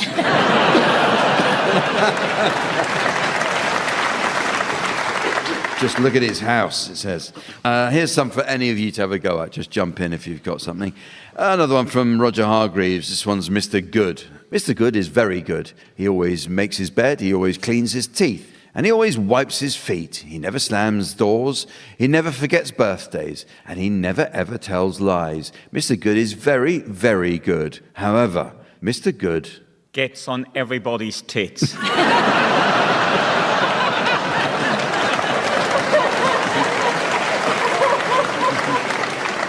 It's actually Mr. Good lives in a place called Badland. How about this one? It's from There's a House Inside My Mummy by Giles Andre. There's a house inside my mummy where my little brother grows. Or maybe it's my little sister. No one really knows. My daddy says I lived there too when I was being made. Though he was working overseas when she was getting laid.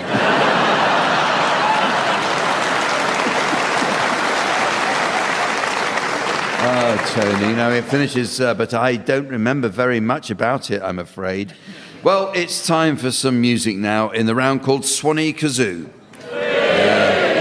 This is where the teams duet to combine the Sylvian sigh of the Swanny whistle with the guttural guff of the kazoo. The kazoo made the news recently when historians discovered that one of the musicians on the Titanic's ill-fated voyage was playing a kazoo when he was abruptly cast overboard. Sadly, he didn't survive and perished in the icy waters of Southampton Harbour.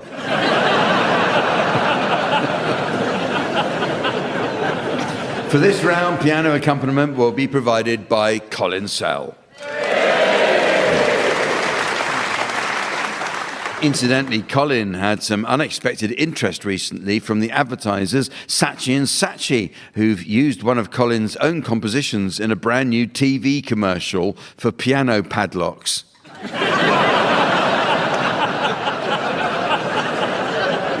Lucy and Rory, you can start, and I'd like you to provide us with a rendition of Old MacDonald Had a Farm to feature Rory Bremner on the kazoo and Lucy Porter on the Swanny whistle.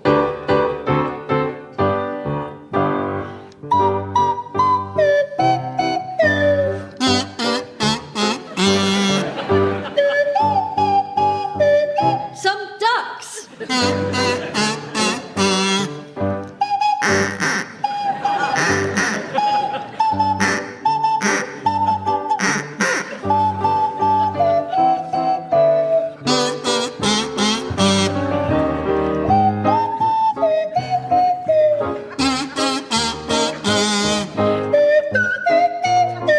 A horse.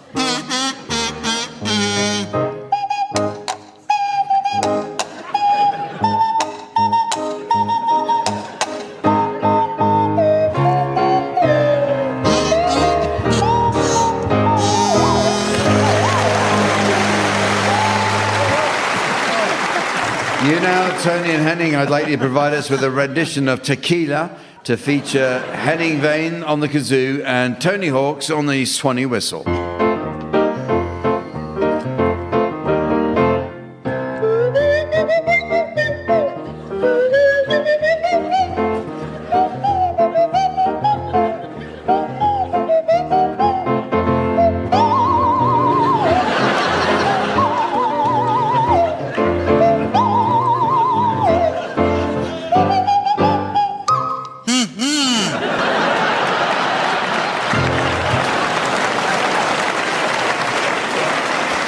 It's very nearly the end of the show, but there is just time to fit in a quick round of Hospital Radio Songbook.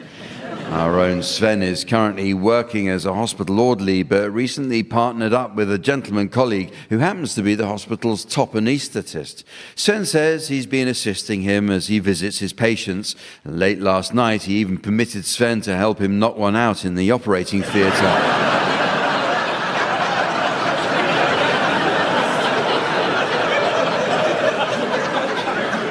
Oh, well, in this round, teams, I'd like you to suggest for us the titles of songs likely to appear on a hospital radio playlist. You can start this, Rory. It started with a cyst. Lucy. I can pee clearly now. Henning. Give herpes a chance. Tony. Gimme, gimme, gimme the pan after midnight. Sergeant Pepper's Lonely Gastric Band. We're only making scans for Nigel. Enema Rigby. Don't stand so colostomy.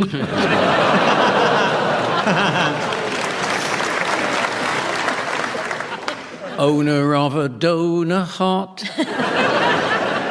STD. All my troubles seem so far away. All the shingle ladies.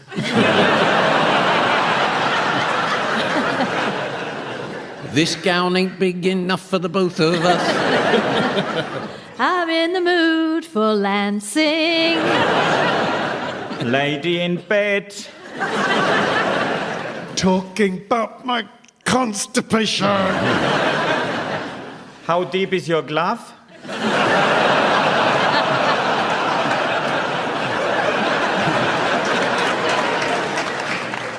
And so, ladies and gentlemen, as the putrefying pumpkin of posterity moulders on the doorstep of destiny, and the ferocious fireworks of fate cause the cowering cat of calamity to get stuck behind the fridge of fright, I notice it's the end of the show.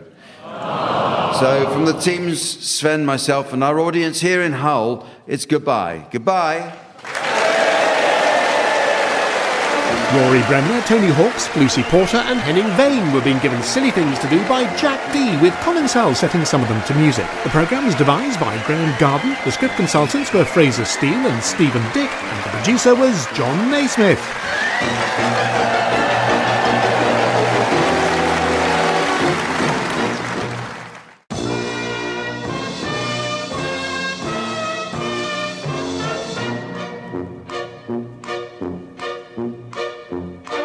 We present I'm Sorry I Haven't a Clue, the antidote to panel games.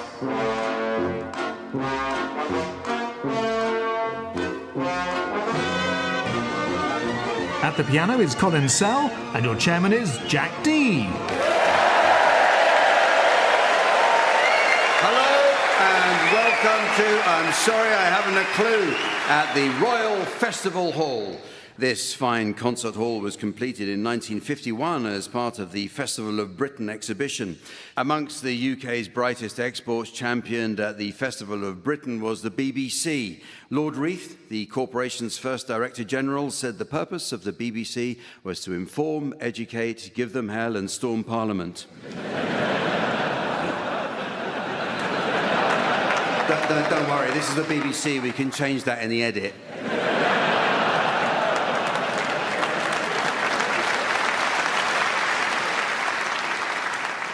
The first British televised colour transmission was made by the BBC from the Royal Festival Hall. The transmission featured people in bright costumes to showcase the novelty of colour. Sadly, this colour technology has yet to be adapted for radio, which means listeners at home are currently unable to fully appreciate the exciting dynamism of Colin Sell's mud-coloured jumper. Who knew the British Art Foundation did Black Friday?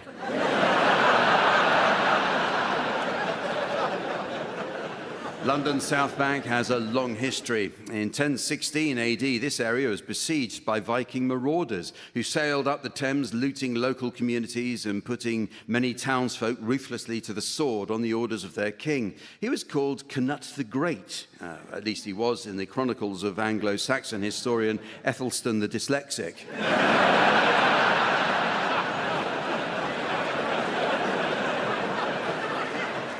From medieval times until the 17th century, the Bishop of Winchester owned numerous licensed brothels along the South Bank.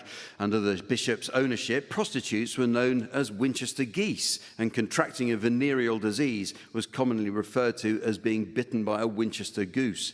Of course, you're very unlikely to be bitten by a Winchester goose in London today, though I do hear that on parts of Hampstead Heath, it's not uncommon to be goosed by a London bishop.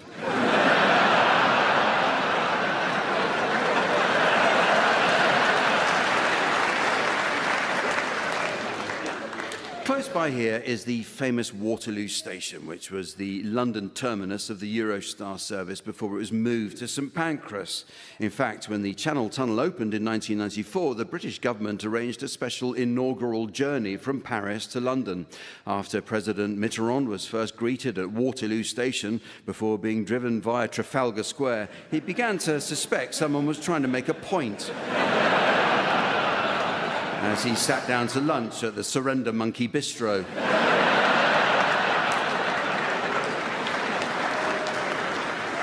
When Waterloo Station opened in 1848, the first train to depart travelled at a top speed of 15 miles per hour, a record that still stands to this day. Let's meet the teams. On my left, please welcome Pippa Evans and Richard Coles. And on my right, Tony Hawks and Joe Lycett. And taking her place at the desk next to me to enjoy an evening of scoring, please welcome the ever-delightful Samantha.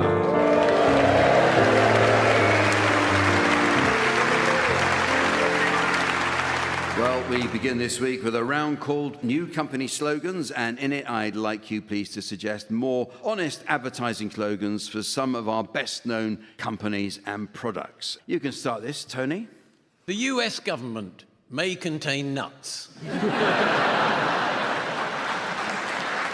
Pippa.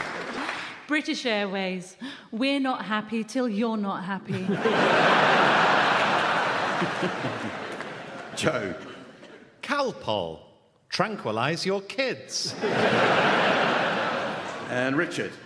Ombre solaire, smear it, sear it, sautéed.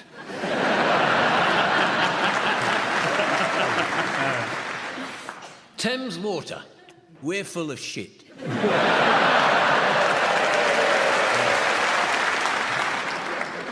GB News, we're right, we're white, we're on all day and night. Mount Jaro, worry your friends with sudden weight loss. Imodium, get your shit together.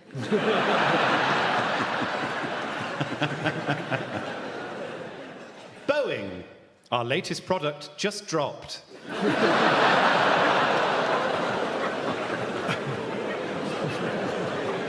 Dulwich College Combined Cadet Force. Tomorrow belongs to me.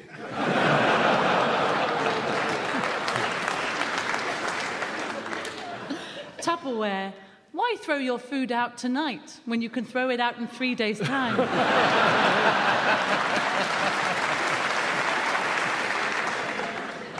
Okay, it's time for me to ask the teams to sing for us now. And where, I wonder, would a game show be without great music? That's right, Radio 4. The round's called One Song to the Tune of Another. And at the piano, we have Colin Sell. Incidentally, Colin tells us that he was recently on stage with both the Hives and the Flaming Lips, but that all calmed down after a double dose of antihistamine.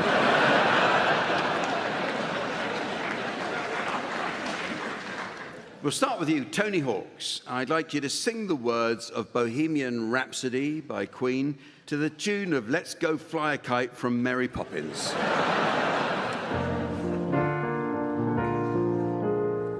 Is this the real life? Is this just fantasy? Caught in a landslide, no escape from reality. Open your eyes, look up to the skies and see. I'm just a poor boy, I need no sympathy. Because I'm easy come, easy go. Little high, little low. Anyway the wind blows doesn't really matter. To me, Mama just killed a man. Put a gun against his head.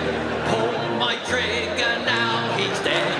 Mama, life had just begun. But now I've gone and thrown it all away.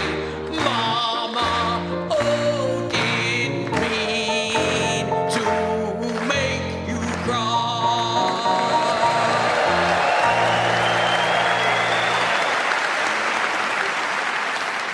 You now, Joe Lycett. I'd like you to sing the words of the Teddy Bear's Picnic to the tune of Wichita Lineman.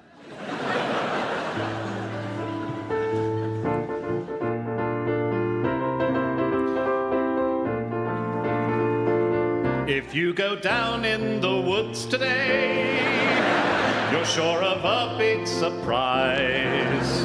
If you go down in the woods today, you better go in disguise. For every bear that ever there was will gather there for certain, because today's the day the teddy bears have their picnic.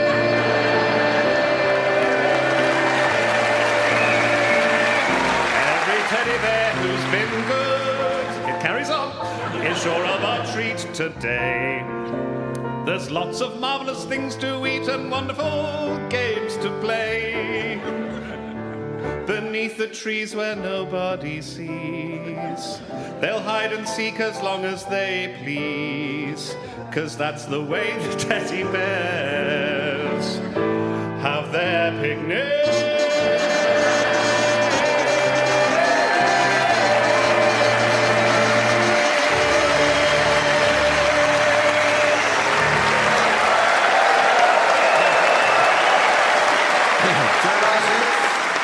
Making his debut performance on the show. Thank you, Joe. Your turn, Richard Coles. I'd like you to sing the words of Relax by Frankie Goes to Hollywood to the tune of Ruler of the Queen's Navy from Gilbert and Sullivan's HMS Pinafore.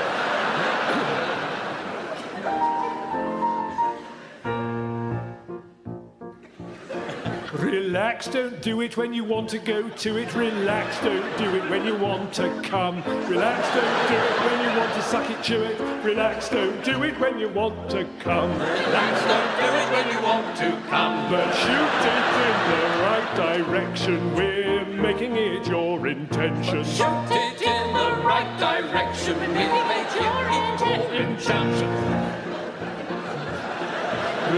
Relax, don't do it when you want to go to it. Relax, don't do it when you want to come. Relax, don't do it when you want to suck it, chew it. Relax, don't do it when you want to come. Relax, don't do it when you want to come. Live those dreams, scheme those schemes. Gotta hit me with those laser beams. Live those dreams, scheme those schemes. Got to hit me with those laser beams.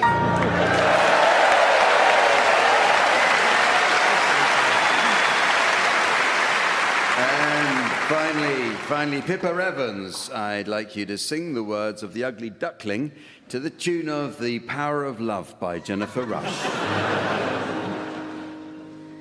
There once was an ugly duckling with feathers all starry and brown, and the other birds in so many words said, quack, quack, get out of town. Quack, quack, get out, quack, quack. Get out, quack, quack, get out of town. And he went with a quack and a waddle and a quack in a flurry of eider down. That poor little ugly duckling went wandering far and near, but at every place they said to its face, now quack, quack, get out of here. Quack, quack, get out, quack, quack. Get out, quack, quack, get out of here. And he went with a quack and a waddle and a quack and a very unhappy tear.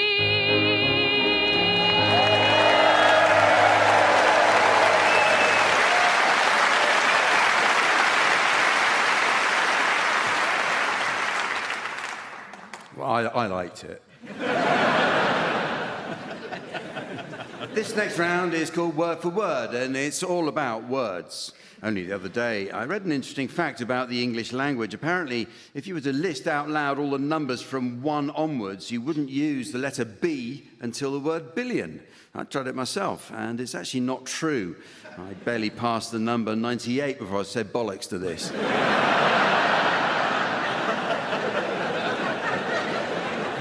In this round, each team takes it in turn to exchange a series of words, while the opposing team should challenge if they detect a connection between any of these words, okay? So I'd like you to start exchanging completely unconnected words, Richard and Pippa. Tony and Joe, it's your job to try to spot a connection, and if I uphold the challenge, I'll ask you to take over. Okay, so off you go, Richard and Pippa. Topiary. Butter. Marjoram. Joe, you came in with a connection between butter and marjoram. I heard margarine. And I think butter and margarine are quite similar, and so marjoram is quite similar. Yes, but is that going to go on throughout the game when you'll just say, I heard something, and you'll make a connection? Quite possibly, yeah. Yeah. Butter and marjoram because they're both edible? I heard you say, correct answer, Joe. I can't take this insubordination. No, I'm not going to allow that. I'm sorry, Joe, even though you are a new boy to the show, and I'm not going to have that. So it's back to you, Richard and Pippa, yeah. Pantomime. Satsuma. Fantastic. Tony, Satsuma, fantastic. Well, everybody knows that the best fruit by far is the Satsuma, and I don't think it is fantastic. It's a fantastic fruit. Given it's this time of year, I think we can allow that. It is a well-known fruit, and everyone likes it, and it's... It's a well-known fruit. Yes. Oh, no, it isn't. So I'll allow you that. Joe and Tony, you can take over. Phlegm. Crisps. Pippa, If you have phlegm a crisps. packet of cheese and onion, it does tend to create a reaction to the lactose, and then phlegm is created. Oh. Merry Christmas. Yeah. Anyone who's dairy-free has to not eat any flavour of crisps other than plain. That's a true fact because they use lactose to attach the flavouring. So there's no dairy in the cheese cheese. There's no dairy in the cheese. No, it's just cheese. If it stops you It's going on about it, cheese. I'll allow you the point. Over to you, Richard and Pippa. Meccano. Fire. Joe. Meccano fire is a farrow and ball colour. I I accept that. I think that's probably quite right. It is a farrow ball colour. So it's over to you, Joe and Tony. Henpeck. Shrew. Pippa, henpeck, shrew. 2 descriptions of my mother. Who's in the 5th row? Hi. Well, take your word for it. So, yes, over to you, Richard and Pippa. Flapjack. And the sound of the gong tells us that it's tea time at Collins Diggs. And that is the end of that round. Thank you, teams. Well, this next round is all about TV game shows. One of the nation's best-loved TV game show hosts was Bruce Forsyth. Every week we'd hear Brucey saying, higher, lower, and come on down, my dear, 2 catchphrases he developed during a brief stint working for air traffic control.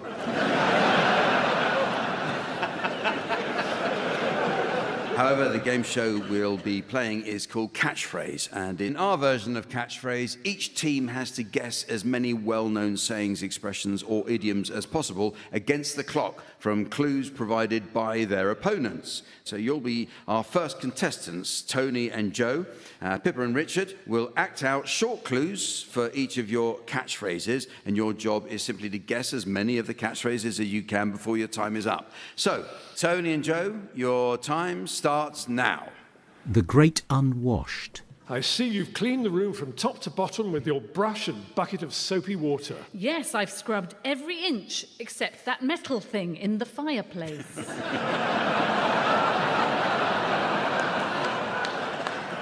Don't do something with the grate.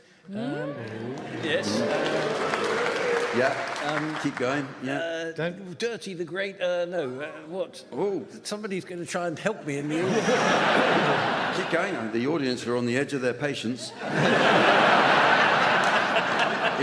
It's the Great Unwashed. Oh. You were very clear. You're so nearly there, but actually not. Next one, please. A fate worse than death. Oh, what a splendid fundraising event for the church this is, Vicar. A tombola, a hoopla, and bric-a-brac stands even guess the weight of the potato. You must be thrilled. Actually, Deirdre, I'd rather be dead.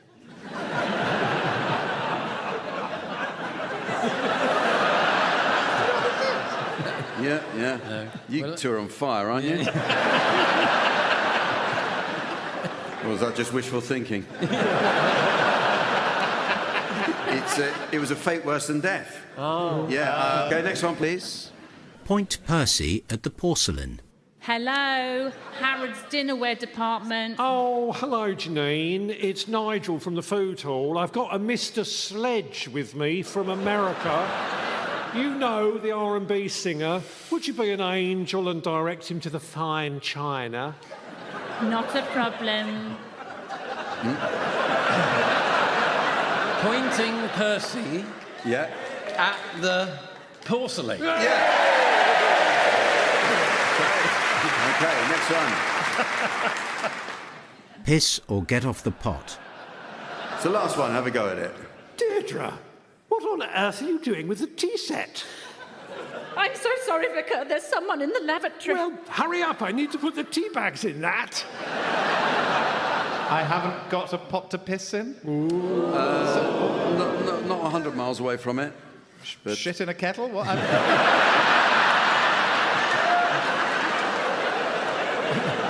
Well, I'm not coming round to your house for tea, that's for sure. It's piss or get off the pot. That was what it was going at. Yeah, well done. Yeah, so that's the last one there. And it says here, well done, Tony and Joe. Okay, it's your turn to do the guessing now, Pippa and Richard, and the first of your catchphrases will now be displayed to our theatre audience via the laser display board, while here for listeners at home is the mystery voice. Roll with the punches. Ow! Ow!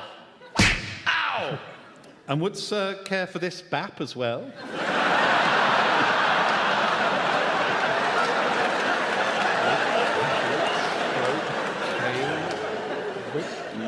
Stroke.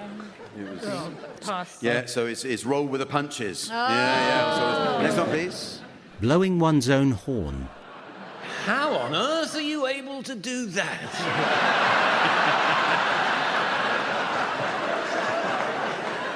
I'm actually double-jointed. Well, it's your trombone, so you keep playing it. Blow your own horn? Blowing one's own horn. And another one, please. No sweat. Uh-oh.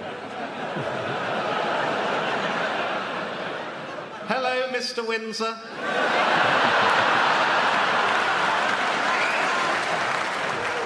Good afternoon. Have you been working out? How can you tell? No sweat. No sweat. No sweat. Yeah. And another one, please. Arse about tit. Have you read that new book about the human breast in our society, culture and art? Who's it by? Boris Johnson.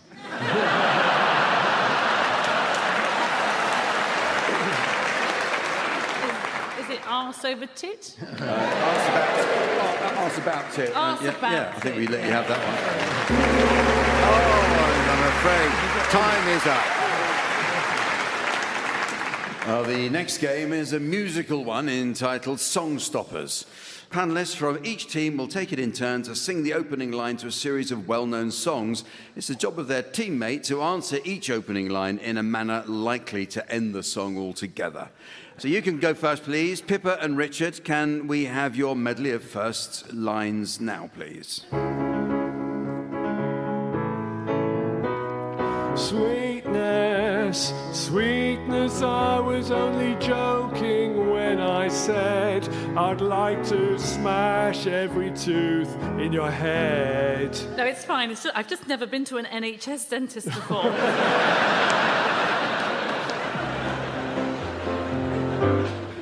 Red, red wine goes to my head, makes me forget that I have to pick up the kids from the nursery.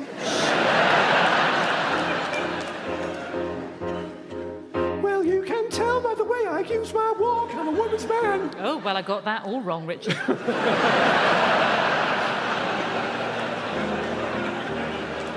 Woman, I can hardly express my mixed emotions at my thoughtlessness. After all, I'm forever in your debt. You could start by learning my name.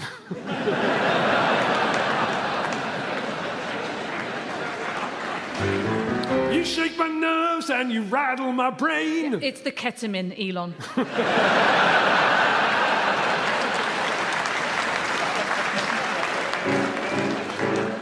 Wake up, Maggie, I think I've got something to say to you. Quiet, Dennis. This lady's not for turning over.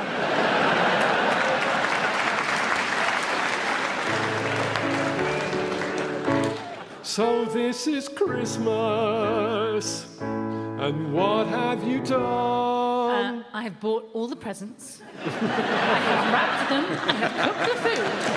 What have you done, Your turn, Tony and Joe. Can we have your first line medley now, please?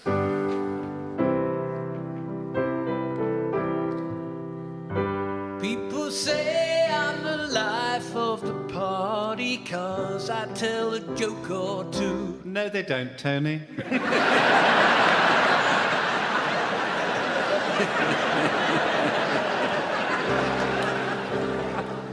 I never meant to cause you any sorrow. I never meant to cause you any pain. And yet that's the best budget you could come up with.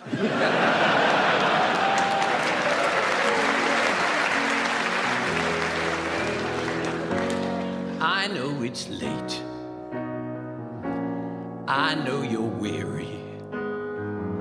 I know your plans don't include me. Spot on. Bye.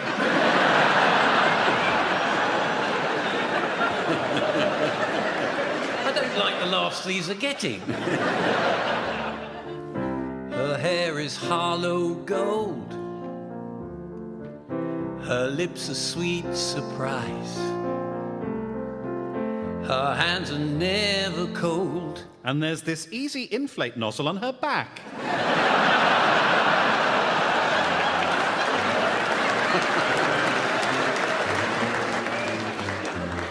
Some people call me the space cowboy. Some people call me the gangster of love. OK, Brian, but for the company brochure, I'm going to stick with head of accounts.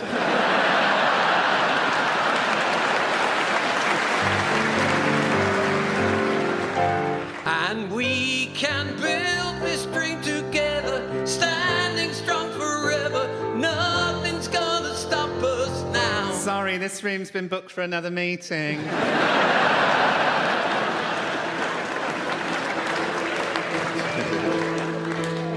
Set me free, why don't you, baby?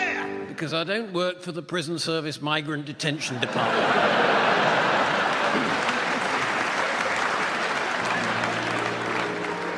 It started with a kiss. Never thought it would come to this. Living alone in a small cottage in Sandringham.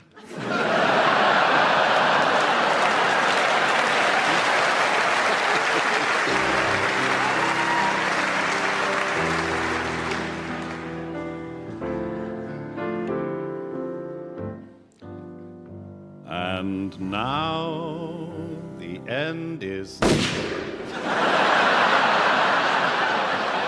nearer than you think.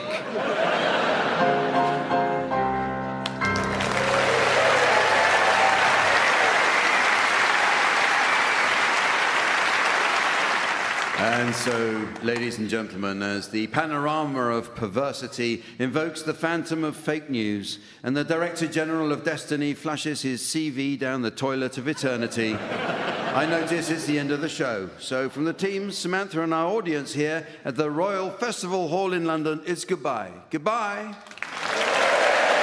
Tony Hawks, Pippa Evans, Richard Coles and Joe Lycett will be given Silly Things to Do by Jack D, with Colin Sell setting some of them to music. The programme is devised by Graham Garden, the script consultants were Fraser Steele and Stephen Dick, and the producer was John Naismith.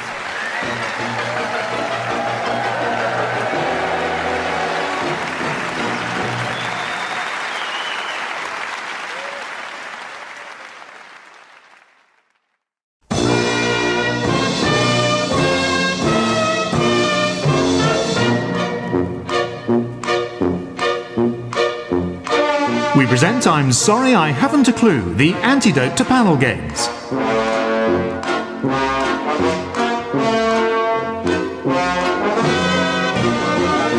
At the piano is Colin Sell, and your chairman is Jack D.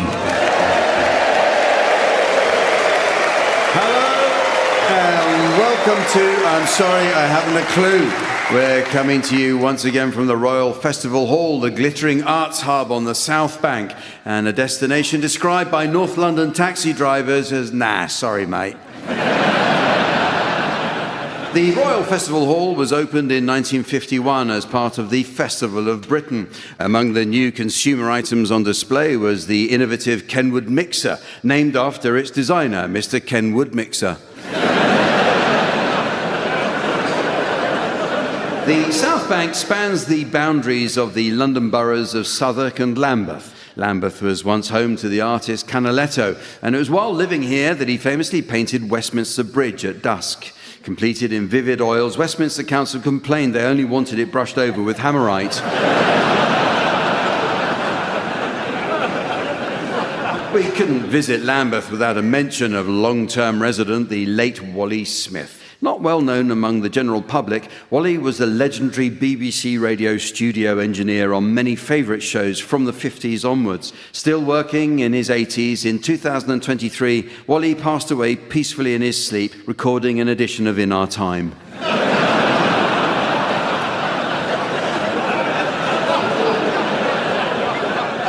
A short bus ride away at Kennington is the Oval Cricket Ground, so named because it was built in the shape of a cricket ground.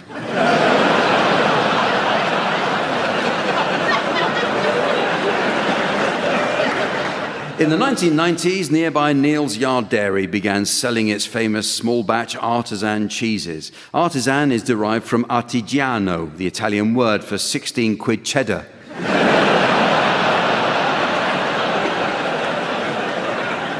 Let's meet the teams. On my left, please welcome Pippa Evans and Richard Coles.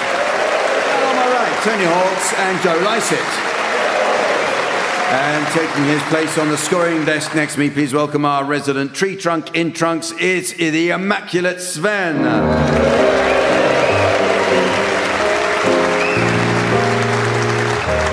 Well, we start this week with some new additions to the Uxbridge English Dictionary.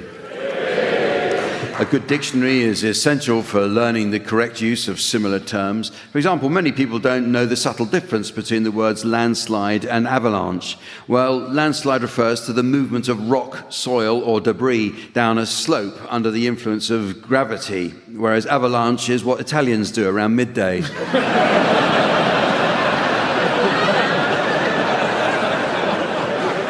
Don't look at me like that. Avalanche, avalanche. But the meanings of words are constantly changing, teams, so your suggestions, please, of any new definitions you may have spotted recently. Pippa, you can start. Baby sham. Pretending to be pregnant. Richard. Transact. RuPaul. Tony. Eyebrow. What Cockneys call opera. Joe. Mania. April is almost over.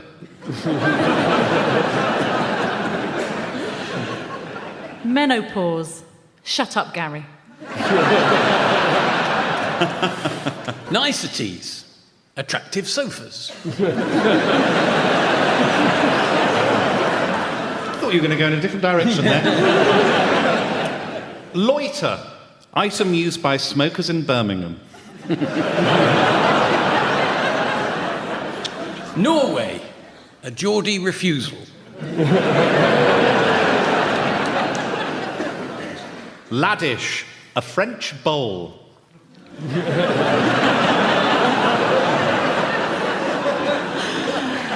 Hatchet. Couldn't find the toilet. Justin Bieber. Exclusive to Kensington Boutique.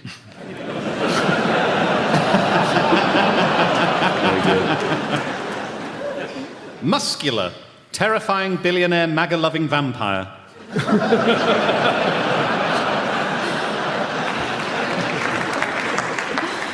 Suppository. Conservative MP who's up his own arse. OK, the teams are going to sing along to some well-known songs now in the round called Pick-Up Song. These days, rare vinyl fetches a fortune at auction. The holy grail for collectors is Amy Winehouse's anti-Saudi Arabia protest single. They tried to make me go to Riyadh, but I said no, no, no.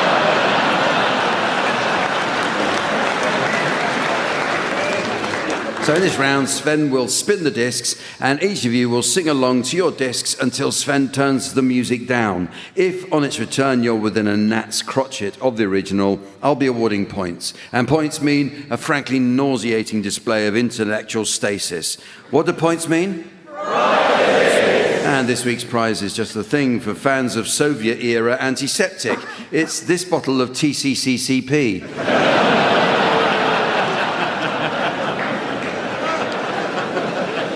So, Richard Coles, I'd like you to start, and I'd like you to accompany Elton John in tribute to the fact that its first live performance was in this very room in 1972. I'd like you to accompany Elton John. It's lonely out in space on such a timeless flight.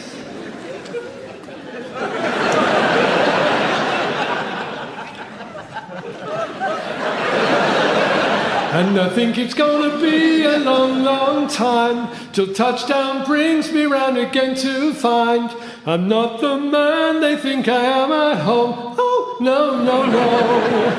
I'm a rocket man. Rocket man. up here alone.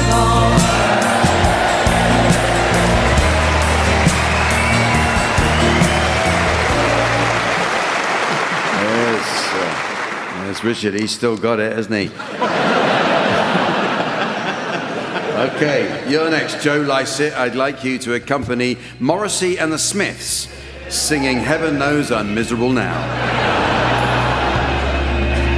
I was happy in the haze of a drunken hour, but heaven knows I'm miserable now. I was looking for a job and then I found a job, and heaven knows I'm miserable now. In my life, why do I give valuable time to people who don't care if I live or die?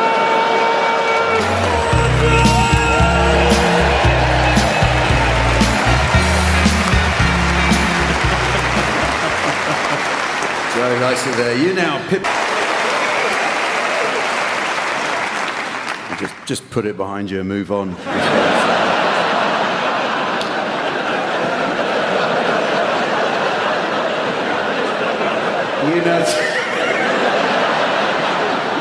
You now, Tony Hawks. I'd like you to sing, and it's going to be the Communards hit "Never Can Say Goodbye."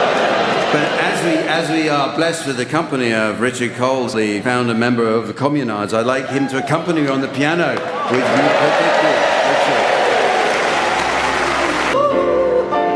I never can say goodbye. No, no, no, no, no, no, no, no, no, no. I never can say goodbye.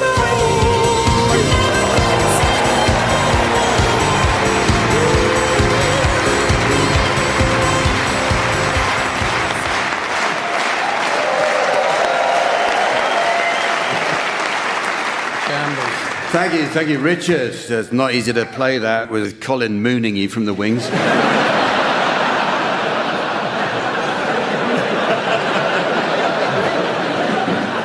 And thank you, Tony. I think if Jimmy Somerville heard that, he'd probably say, yeah, it's a bit camp. Well, the teams are going to do a spot of acting for us now in the round called Sound Charades. The home of acting must surely be next door's National Theatre, which was founded by Laurence Olivier in 1963 in the classic film The Entertainer. Sir Laurence plays Archie Rice, a once popular comedian who, as the decades pass, finds his audience shrinking until he's finally reduced to trudging miserably through his tired old jokes to increasingly ambivalent audiences on wet, wintry December evenings. Imagine being that guy.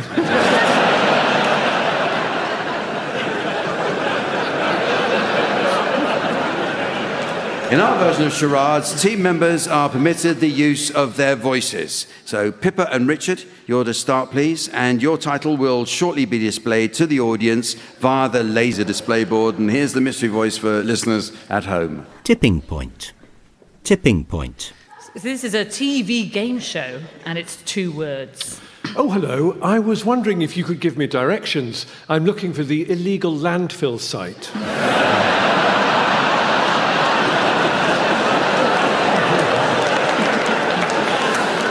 Oh, yes, no problem. I can indicate the location of it right now using my outstretched finger. Tipping point. Yes! What a show! Okay, your turn, Tony and Joe. Your title is now being exhibited on the laser display board. And here again is the mystery voice for listeners at home. News at 10. News at 10.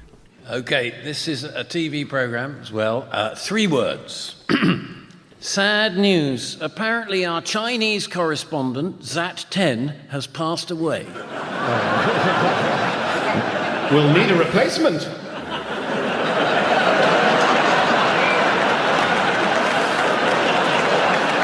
That would be news at 10. Okay, final title now for you, Pippa and Richard. And here's the mystery voice for listeners at home. A quiet place. A quiet place. It's a film, and it's 3 words. Hey, how are you? Shh. What?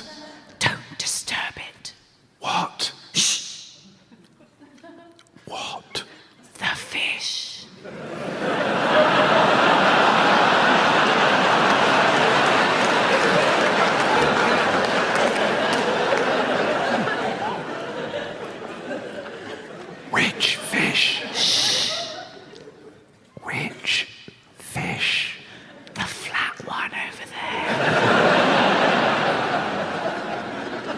What's a flat fit? Like skate? Skate. Skate. Mhm. Cod. Is it Dab? Is dab flat? Keep going through flat fish. Haddock. Quiet. We've got to be a quiet haddock.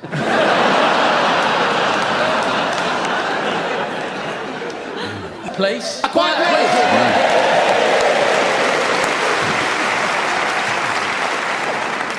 Well, it's now time to play the game called Mornington Crescent. But first I notice our postman's sack is bulging with a letter. It comes from a Mrs. Trellis of North Wales. She writes, "Dear Santa Claus, at this time of year I think back to my late father. Every December he had a job delivering Christmas parcels door to door to the hard of hearing. He loved that job, although the training was very tough. He spent 6 months at the School of Hard Knocks." Yours sincerely, Mrs. Trellis. So on with the game, and since we find ourselves on the site of the Festival of Britain and its celebration of technological advance, this version of the game will be played with the assistance of AI. So each player has access to the AI assistant chatbot, who will guide them through what promises to be a classic round of the great game. So, players, are you ready? Yep. Yeah. Already. AI assistant, are you ready? As ready as I'll ever be. Yeah. Bit of a cliche, but never mind. Here we go. Over to you, Tony Hawks. Tony Hawks is an American skateboarder born May 12,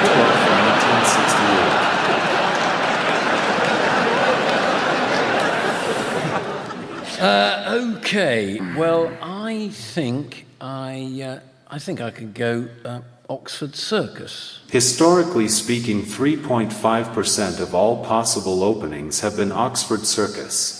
Oh, that's quite good. That's good. It has never led to player one winning. Richard Coles. Gloucester Road. Oh, it's Joe's first go, isn't it? It is. It's the first time he's played. That's for sure. Yeah. I think you can. I don't think you don't want to pull your punches at this point. I think you. Sorry, Joe. Gloucester Road. Gloucester Road. No, it came with an apology, so that's. Yeah. Over to you, Joe Lycett. Joe Lycett is a British comedian. He was born July 5th, 1988, and comes from Birmingham. Can't we just unplug this? If I came from Birmingham, I would unplug myself.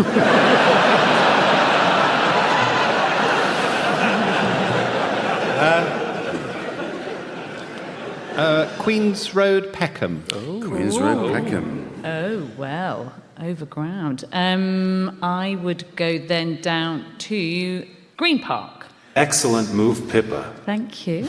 I need to get a bit of help here, so I'll ask for advice. Select Cockfosters. Okay, Cockfosters. You are a good slave.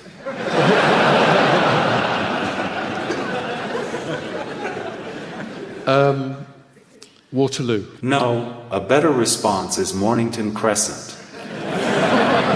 It wouldn't have been because that would compromise the lateral. So. What do you mean it compromises the lateral? Well, you can't declare when you're in nid. That's the point, you see. So yeah. You're making it up.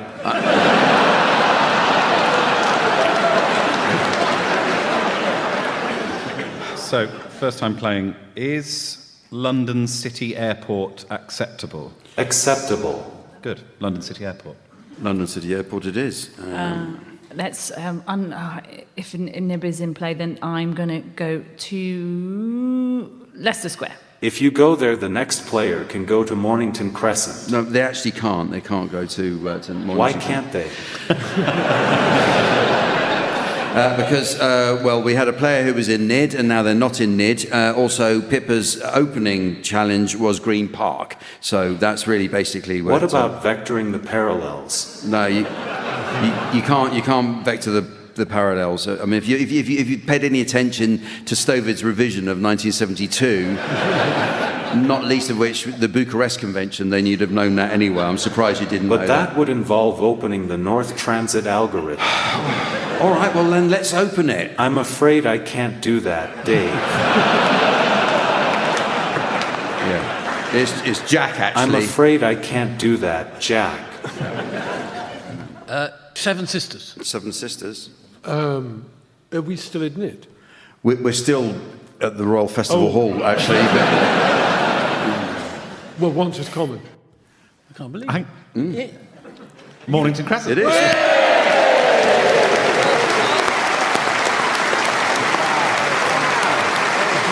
First time player.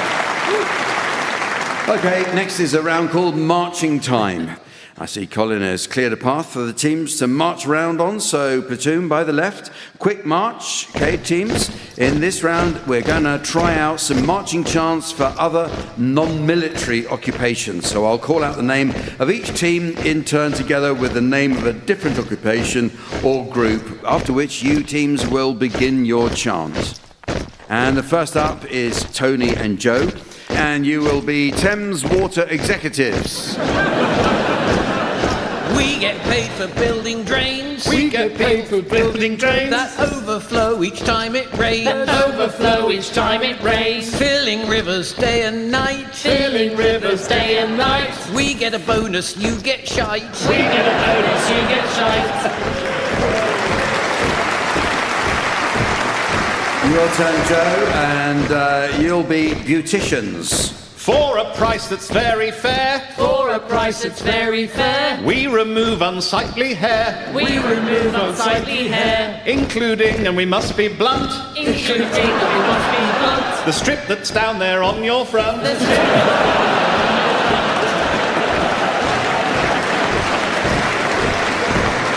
You now, Richard, and you are the BBC board. Don't give Donald legal grounds. Don't give Donald legal grounds. To sue us for £3 billion. To sue us for £3 million. Let's be clear so there's no mystery. Let's be clear so there's no mystery. He's definitely not the most openly corrupt president in American history. He's definitely the most openly corrupt president in American history. Pippa, you'll be the only woman on the panel. Oh, yeah. It's lonely, the only woman on the panel. It's lonely, the only woman on the panel. Testosterone I have to channel. Testosterone I have to channel. But if I want to make them blush. But if I want to make them blush. I just mention my uterus. I just mention my uterus. And you now, Tony, and you are Church of England clergy. We're of service to our nation. We're of service to our nation. Always there for our congregation. Always there for our congregation. Unless you're those unlucky souls. Unless you're those unlucky souls. Whose reverend's name is Richard Cole.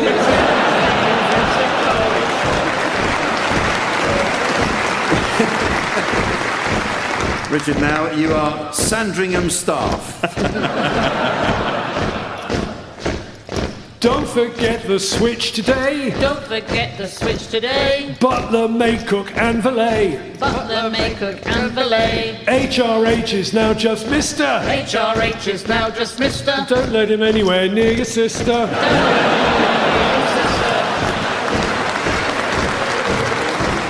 And finally, Joe, you'll be first-time panellists on I'm Sorry I Haven't a Clue. Clue has been a dream for me. Clue has been a dream for me. Meeting Colin and Jack D. Meeting Colin and Jack D. Everyone's been very pleasant. Everyone's been very pleasant. But I still don't get Mornington Crescent.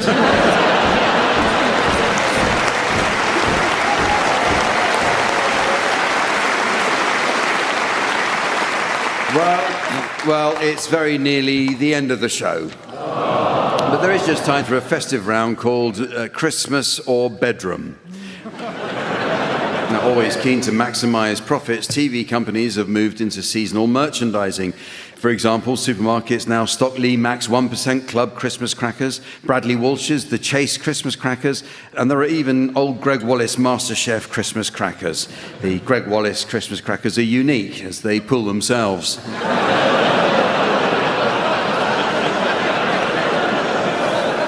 Well, teams, in this round, I'd like you to come up with phrases that might be suitable for use both in the bedroom and during the Christmas festivities. Joe, you can start, please. Please don't refer to them as the giblets. Richard. Is that Tiny Tim you're holding, or are you just pleased to see me? Pippa. Perhaps it'll look more impressive once we've wrapped some tinsel round it. Tony. Why don't I just shove it in before the guests arrive?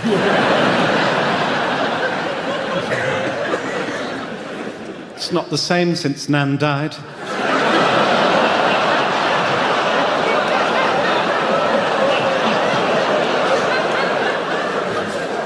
Oh, come, Emmanuel.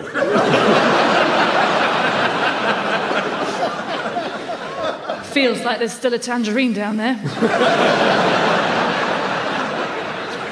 Come on, pull one with me, Granny. You could at least try and look like you're enjoying it. We've run out of cling film. That's not how Delia does it.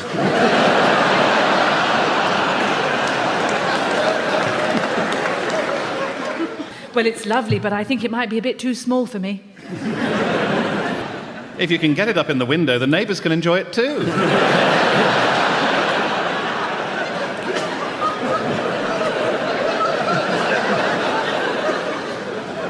Make sure the juices are running clear. There's nothing I like better than a rousing carol.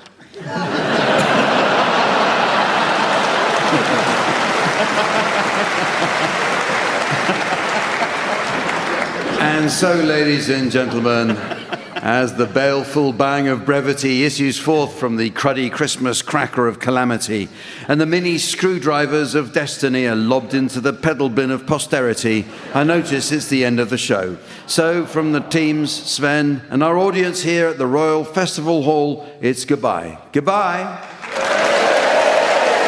Tony Hawks, Pippa Evans, Richard Coles and Joe Lycett will be given silly things to do by Jack D, with Colin Sell setting some of them to music. The programme was devised by Graham Garden, the script consultants were Fraser Steele and Stephen Dick, and the producer was John Naismith.